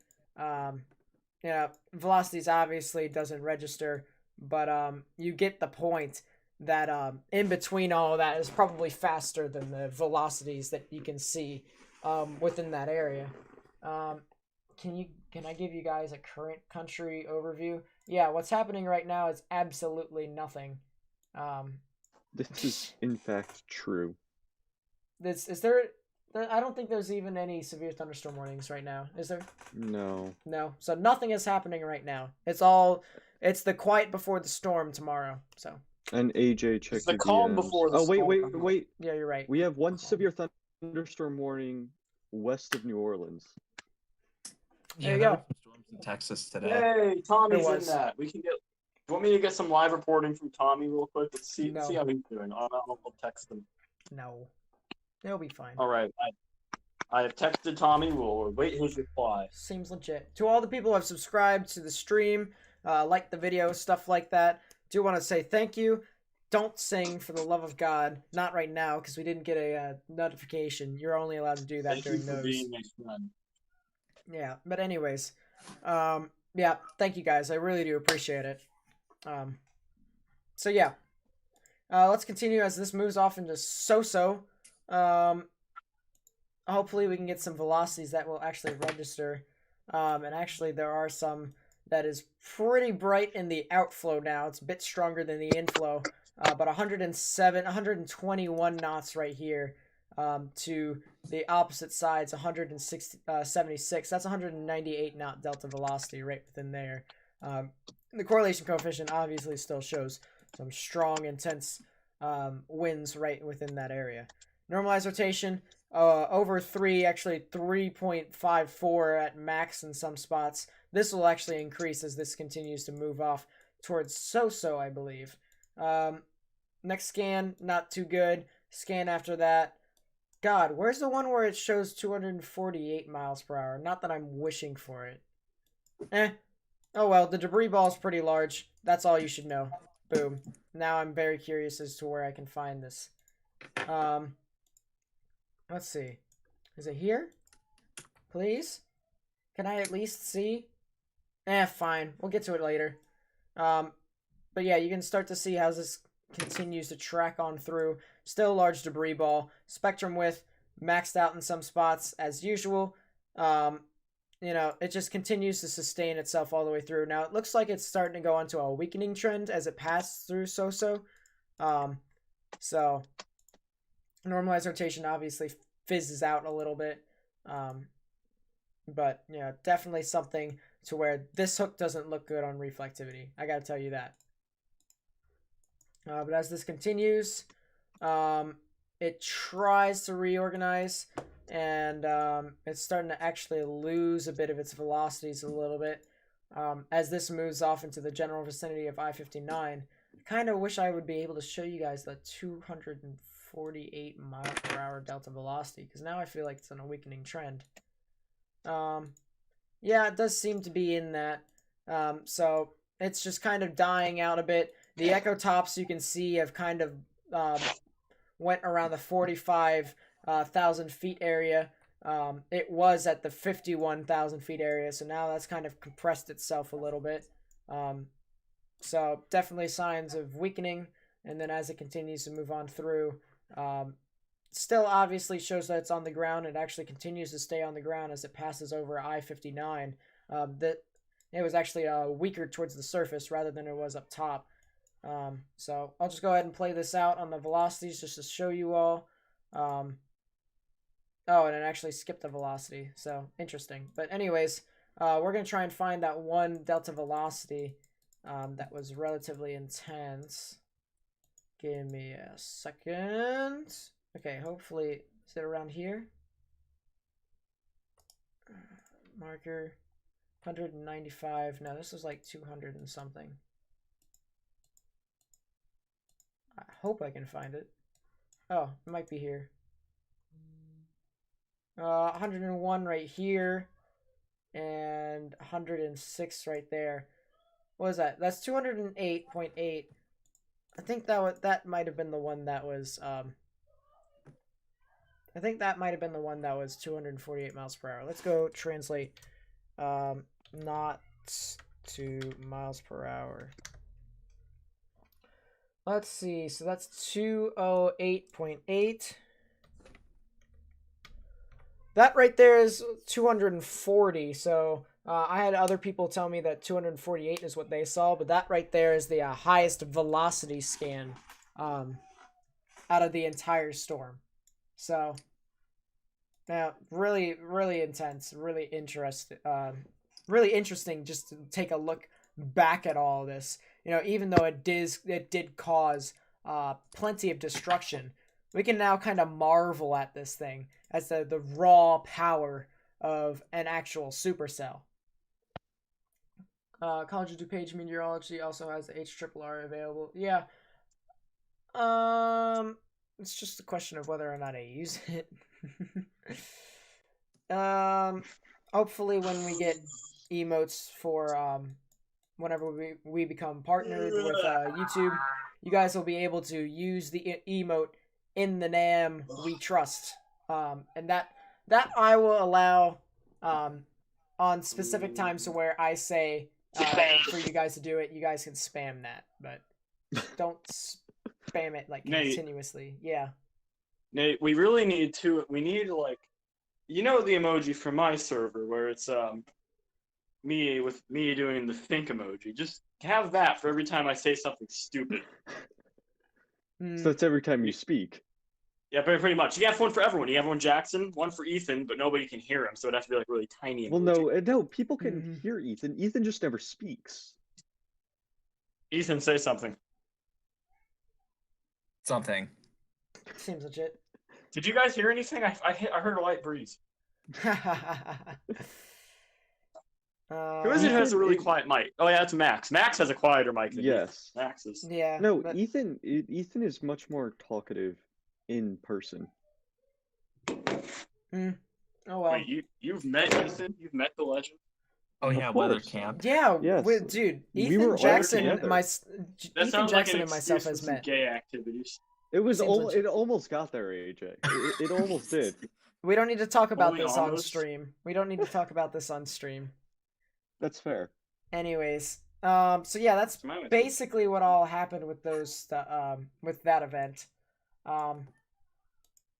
Yeah. But yes, we all met at the one and only Penn State weather camp. Oh yeah. Fun times. Yes. I'm gonna continue to brag as long as I have the bragging rights. I was third in forecasting. All right, let's calm down, okay?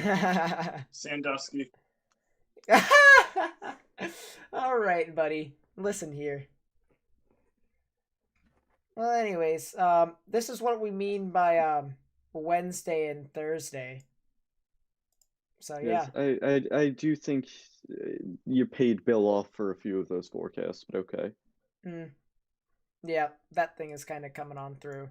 But that is something that we will talk on Monday or Tuesday, my friends. Birthday will be... Did I say my birthday was on Wednesday a couple of times? More than a couple. Well, it's not on Wednesday. It's on Thursday. See, this is what happens Actually, when I no. don't know. You just gave a date.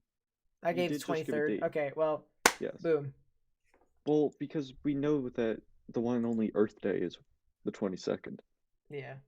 It is what it is. But Because anyways, Jackson, when's your birthday? We're coming up on it. Oh, God. And that When Jackson's legal, I'm gonna wake up to like 80 images in my DMs, and I don't know if I want to open them. No, let's calm down there, okay? Yeah. Well, anyways, guys, that seems to be the end of what we're going to talk about. I'll leave it to the people of the chat to go ahead and filter in their questions. And, yeah, we'll just answer them as best as we can.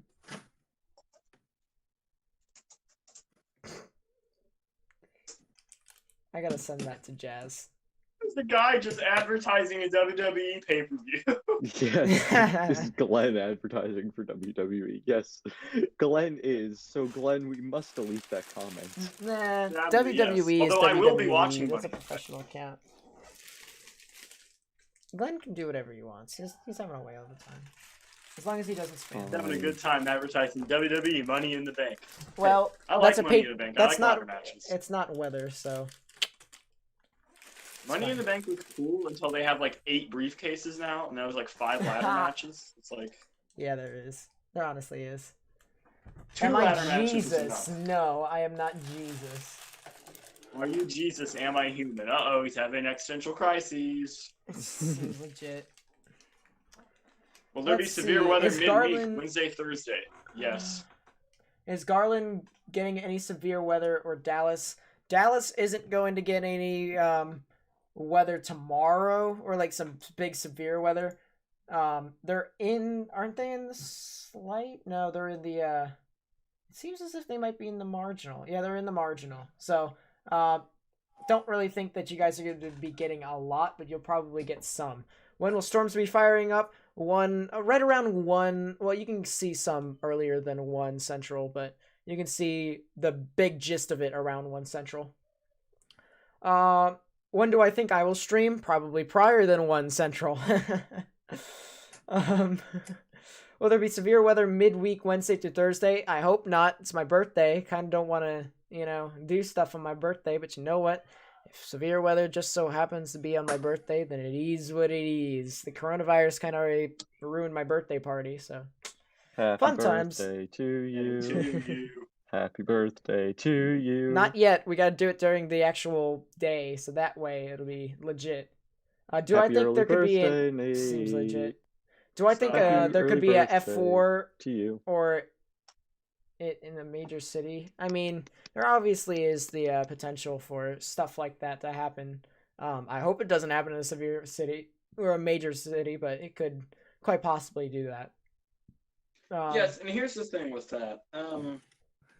It's hard to get a gauge on how strong tornadoes will be before they're on the ground. Yeah. And especially when you have so much. This is a forecast that's more certain than last week, but we still don't know exactly what the storm mode is going to be. So, can't tell you. Yep. The one thing I will say, though, when it comes to specific risks, is that the northern side of, well, let's put it this way. The southern side of Mississippi and Alabama, towards like 7 and 8 and a little bit past that, that's where there will be the embedded, well, not the embedded, the potential long-lived supercells, and anything along the QLCS towards the northern parts of the risk will get the quick spin-up type tornadoes. But that will continue. That'll be much of a the QLCS will be for everyone after the specific time that I did mention. When is the outbreak supposed to start? This one I don't particularly think it's going to be an outbreak, but it probably will at the same time, or at least not to the magnitude of last week. So, Nate, you're confusing your chat. Okay. Well, I mean, Your chat just had a stroke. Yeah. Well, anyways, it won't be to the south. Owen Thielsen. Decent. Tomorrow. Oh, well, you'll just have to look at that. Let's put it this way: the risk won't be to the magnitude of what happened last week. I don't believe that will be the case. However, there is a lot more energy, a lot less vorticity. So, That's definitely the spinny thing, people. Yeah, yeah, really interesting. Is north of Dallas getting severe weather? They could quite possibly, but it's kind of unlikely at the same time. Storm going to be worse than the last storm? Probably not. As I said before, a lot more energy, a lot less vorticity. Just be. Then again, we don't quite know yet. Don't quite know yet, but in my opinion, it probably won't be as bad as last week. Is it possible for a hailstorm south of Lake Arthur, Louisiana? Yeah, everywhere in Louisiana has a chance for some hail. Ain't nobody got time So for yeah. WWE donated $1. Money in the Bank is on Sunday, May 10th. Cha-ching. Wait, is that the WWE? Probably not. They can change the name. No, it is. Totally is. Thanks, Vince. Love you. Why do you have to cancel the XFL, Vince? They can change their name, you know. I know, but hey, thank you so much, Vince McMahon. Can you please bring back the XFL? The Battlehawks were all I had. Well, and the anyways. Blues, but you know. Oh boy. Hope the virus doesn't We're gonna stay go along to when suck your me birthday next week. comes. Yeah, I hope so too. I hope we all can kind of get out. The risk likely won't be in as many areas. Yeah, I can kind of agree with that, but at the same time, it's a bit more of a widespread 10% due to the QLCS. The risk will. Oh yeah. Anyways, is Tampa gonna get any tomorrow? Probably not. Probably not tomorrow. I'm not even sure on Monday either. I don't think they're gonna get any. But can't rule it out that there could quite possibly be some potential development within those areas. Florida does get a lot of showers. They do get practically lightning every single day. So I know it's hard to predict, but how many tornadoes do you think Wednesday and Thursday will have? Once again, we'll have to depend. It'll have to depend upon what happens tomorrow. If tomorrow doesn't end up being as big, you can see something worse than this past Sunday, or the Easter outbreak. And if tomorrow seems to hold up, if not does worse than what we're saying, then Wednesday and Thursday won't be as bad. Yeah, now we got a Let's Go Blues in the chat. Seems legit. Yes. That's disgusting. Despite the fact I'm from Nebraska, I'm a huge Blues fan. Okay? Because Geographically, I'm supposed to be an Avs fan, but I hate the Avs. Well, because the Avs suck. And to be fair, the Blues sucked more than the Avs for like the last decade. Well, remember when the Blues got rid of TJ Oshie? Yes, I cried. Oop. Yep. I cried, and then he won the cup. Okay. It's okay. It's okay. The Rangers have dumped way too many players. True. The Rangers are trying to relive their past experiences like the Kings. Bro, the This Blues dumped is true. players after winning the cup. I don't get it. Well, anyways, I was told kind of wasn't told, Rest in peace, but at the same time, I do want to bring this. I'm not sure whether or not he wants me to read this out loud, but I'm gonna read everything. This was from Brendan. So for everyone who wanted to see Brendan on the stream, he says this. Hey guys, really sorry, slipped under the event, whatnot. Not sure if they've heard, but Linden, the college that he's going to in northern Vermont, might be closing. They merged. Well, no, they're closing. Are they? Yeah. They tried to stay alive by merging. No, they're literally at the college and they're giving us all updates. Constantly. No. I'm just saying they merged into Northern Vermont University. Yeah, they merged into NVU. Well, yeah. But like right now, but they're closing. So. Okay. Like Linden campus is gone. Just completely now. Yeah, it's getting to that point. So, okay. It's one of those things where a lot of people don't want those campuses to close. Personally, I've heard that campus is pretty good. If they would just wait for a couple more weeks, you'd probably see that stuff will downtrend a little bit. It seems as if it's kind of stalled when it comes to the coronavirus, but well, it's a problem when the Vermont State College Chancellor literally called for the shutdown yesterday. Seems legit. So, yeah, it is what it is. But I just kind of hope that the colleges don't give up. You've got people who are actually trying to, trying to do stuff with their lives, and it doesn't really help that they're kind of closing. You can do it off of online classes, stuff like that. Now, granted, online classes are terrible, but it's still, still their passion. I might get my degree entirely online, so don't be dissing it. But it's terrible. NVU would end up merging into Castleton University. If that stands, but we'll have to see. Yeah. The point being is that shout out to the people over at Northern Vermont University. Hope you guys continue to have. Fun fact: their two campuses are NVU Linden and NVU Johnson. For, everyone's controversial president. All the fun facts. Hey Nate, show the stream your biceps. No, not yet. What in the world? Okay, I'll have to. Everyone's gonna be laughing until I got my associates in a year online, right? So. Yeah. Let's see. Did either of the big tornadoes last week get rated EF5? No, but one of them should have been. In most people's opinion. Depends. Yeah, depends. Yeah. Oh, also, that house that got blown onto the highway, northeast of Talbotton, and I saw that.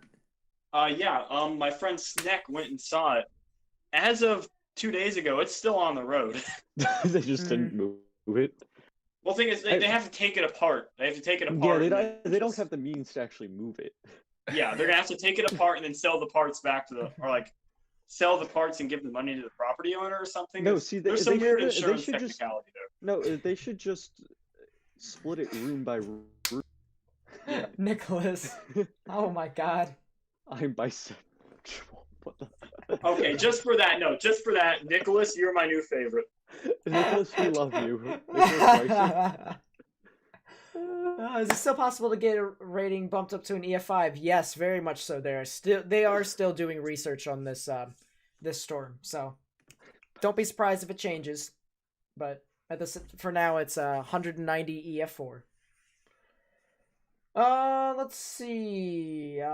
You're in St. Louis. Will there be a threat for you guys on Wednesday? Negative. I don't believe so. Possibly.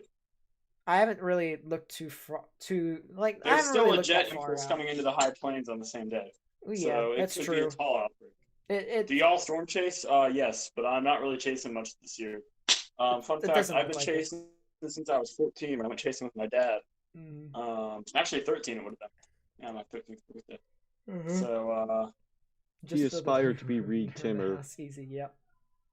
Yes, my dad doesn't actually like chasing really.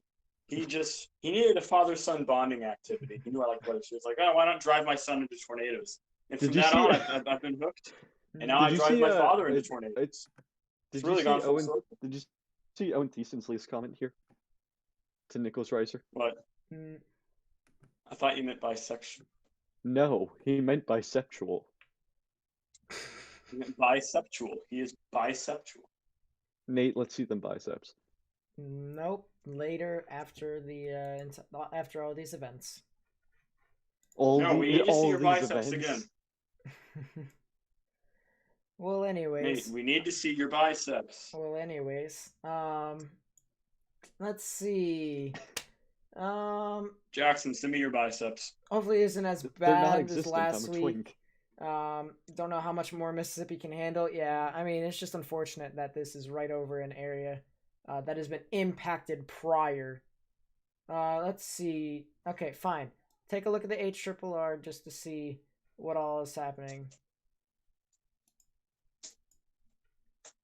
Let's get a model out in front of this thing. Oh boy. The Cape seems to just decided to say, you know what? Let's just exist. Yeah, that's over 3,000. And that dew point is at 70 degrees Fahrenheit. And that helicity is 250. And that photograph is kind of decent. Seems legit. There actually isn't any cap whatsoever. So this actually might just go ahead and, you know, chug on through or something like that. Does this arm have a arm fetish or something like that? I don't know. I think it's because AJ said that I was going to show my arms though if we got a donation or something like that. I don't know. Yes, I said that as a joke like 8 streams ago, and it's just caught on since then. I first said that the stream I got banned. It was like the first thing I said in chat. We were joking about donations. Yeah. Crush storms with biceps seems legit. AJ, there you go. Yeah, thanks. Damn, you got a little bit less muscle than me even. Exactly. See? More Twinkie. All right. That's not what that doesn't imply any lack of muscle. Final questions for the night. Final questions. We have been streaming for 2 hours and 19 minutes.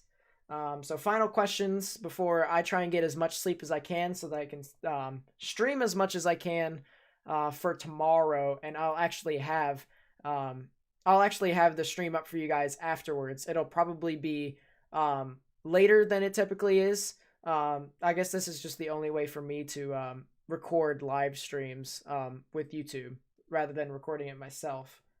So we'll have to see. Nate, about what time do you think we'll be starting tomorrow? So I know what time to set my alarm for. I plan to stream sometime around noon, maybe a little bit later. Daylight, I'm probably gonna Eastern go to bed around daylight midnight or something, just so I can get up and No, Me? I'm talking central for Make him. myself a monster. So Central Daylight Time. Yeah, I'm talking central for him. Yes. All right, I'll be up Um, around noon then, I guess. He doesn't even lift. I'm skinny. Okay, I played ice hockey for a while. I haven't. I'm kind of decently lifted. I'm really skinny, but No, Yeah. I see, used to lift back when I played soccer, but Ethan's the hockey is swimmer when I here, was so swole. like, I really want to play rugby if I go to an actual physical college because rugby just looks like a lot of fun. yeah, except you'll be ripped apart. Jackson, I don't think you understand. I was the dirtiest soccer player on earth. I never got a red card, but I got like an average of a yellow card every game. What You mean time will match? storms pass You're by stop being American. Philadelphia? No. You'll Jackson, get some at one scattered point I just convection tackled the guy potentially because he right got past my around goalie, so I just grabbed him by the knee. AJ, shh. some scattered convection me right answer around the 7, question. and then maybe as it gets further, you'll get some QLCS action that'll head right around 10 for you guys, stuff like that. Do y'all have girlfriends? For me, I don't. Nope. Nope. Haven't had one in a year, so I mean, Fun times. I mean, I just had a 9-month relationship, so you know. No, I'm currently kind of taken, but Corona's a thing. yeah, I can understand. We can all understand that, so it's just kind of the gray area. The gray area. Yeah, Jackson's boyfriend is very supportive. Not Shut even up. gonna entertain that question, Owen. You're heading off. Be back for tomorrow. Okay, see it. The greatest username of all time, Rius Gremory. Jeez. Rias Gremory is a very good username, but I actually like Tiger Cub better, just because it seems like It's related. Tiger Cub has an energy. I don't know. how Shout are out all to the my cool friend cats Jazz, by the kittens? way, for if he ever watches the stream. Yeah, Rius Gremory was in the chat, Jazz. So shout out to you for that. But I think we can all agree that Ethan is the thickest of us all. I was pretty thick. If you saw me during ice hockey season. I'm talking about currently. Oh, currently, right now, probably Ethan is, yeah. But if you I saw have me during 6'5", so- ice hockey season, I'm pretty swole, my guy. Pretty swole. Will I storm chase? Maybe if stuff happens around my area. What would the chance of what do I say the chance of dangerous tornadoes tomorrow? It'll be let's put it this way. They could all happen within the risk provided by tornadoes, especially in the 10% and the 15%. However, if you want my honest opinion on where specifically you could see the most dangerous tornadoes, you could see them in the southern parts of Mississippi and Alabama. I'd give it... Jeez. If I were to do a storm prediction center type, tornado risk, it'd be like 20% chance of dangerous tornadoes down on the southern parts of Alabama and Mississippi. Something like that. So yeah, really much it. You're 28 and you never had a girlfriend? Okay, well now I can, no offense to you, but now I can That's feel a little bit Ethan's better goal. about myself. That is Ethan's goal. That is Ethan's goal is goal. to make it to 40. Yeah, Ethan's a wizard. The incel wizard. Why are we all flexing with our He's a wizard, relationship man. status? I'm not flexing at all. I never said I wanted to be happy Oh, and look be who single. showed up. Finally. Good God. Took him long enough. What's up? What are we looking at? Oh, it's Daniel. It's freaking Daniel. Outstanding. Late to the party as always.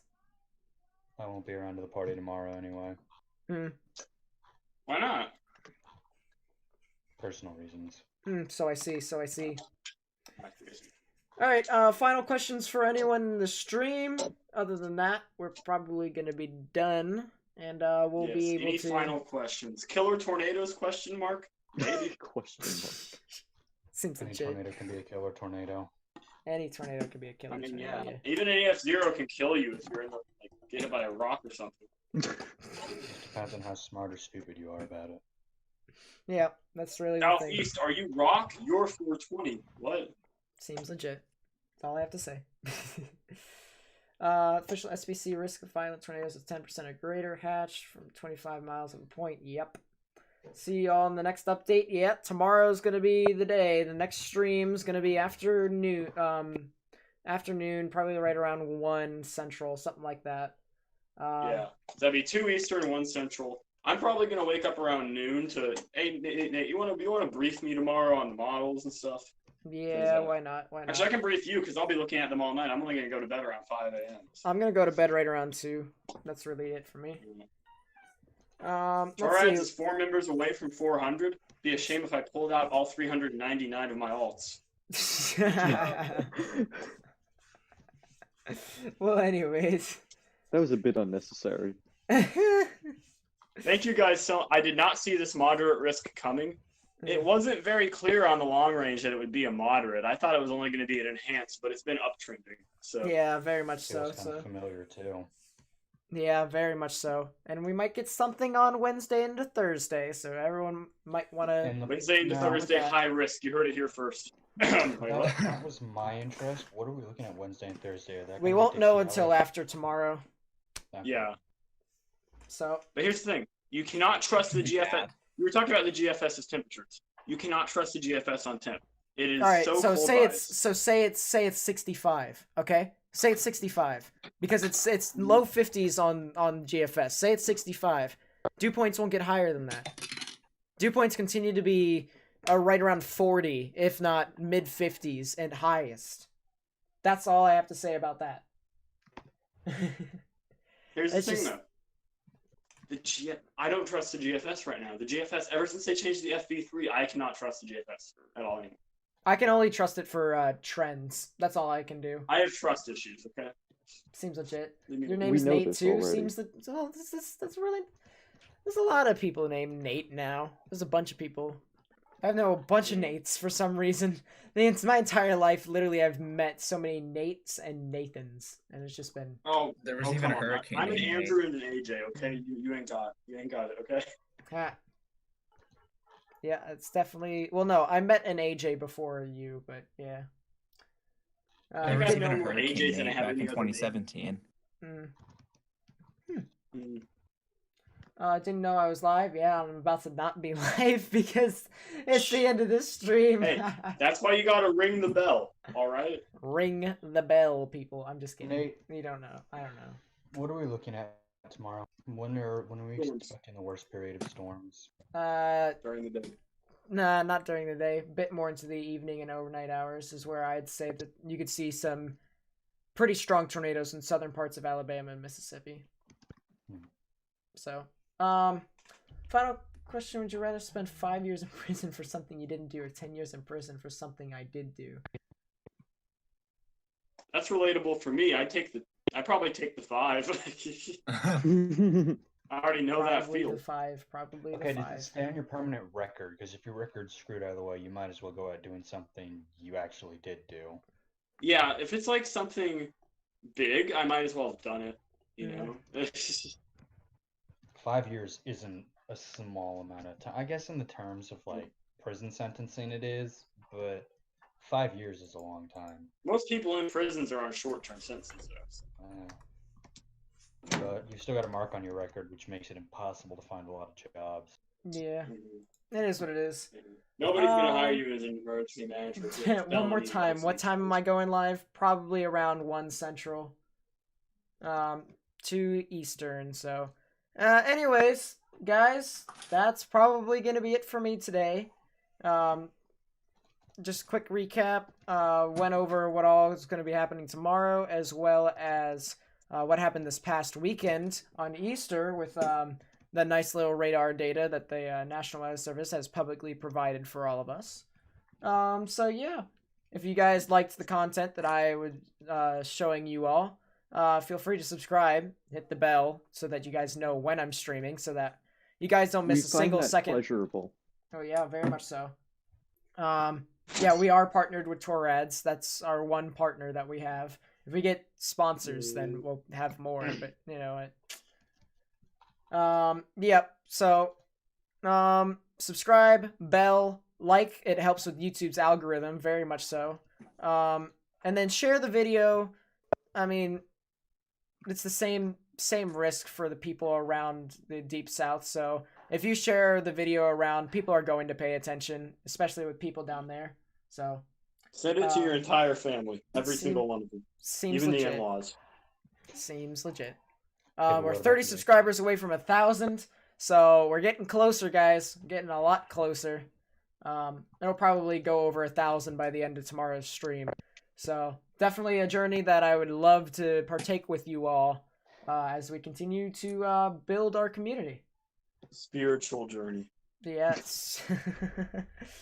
Also, feel free to leave in the comments after the fact if you guys have any other questions, and I'll get to those relatively quickly. Yeah, I'll try to at least.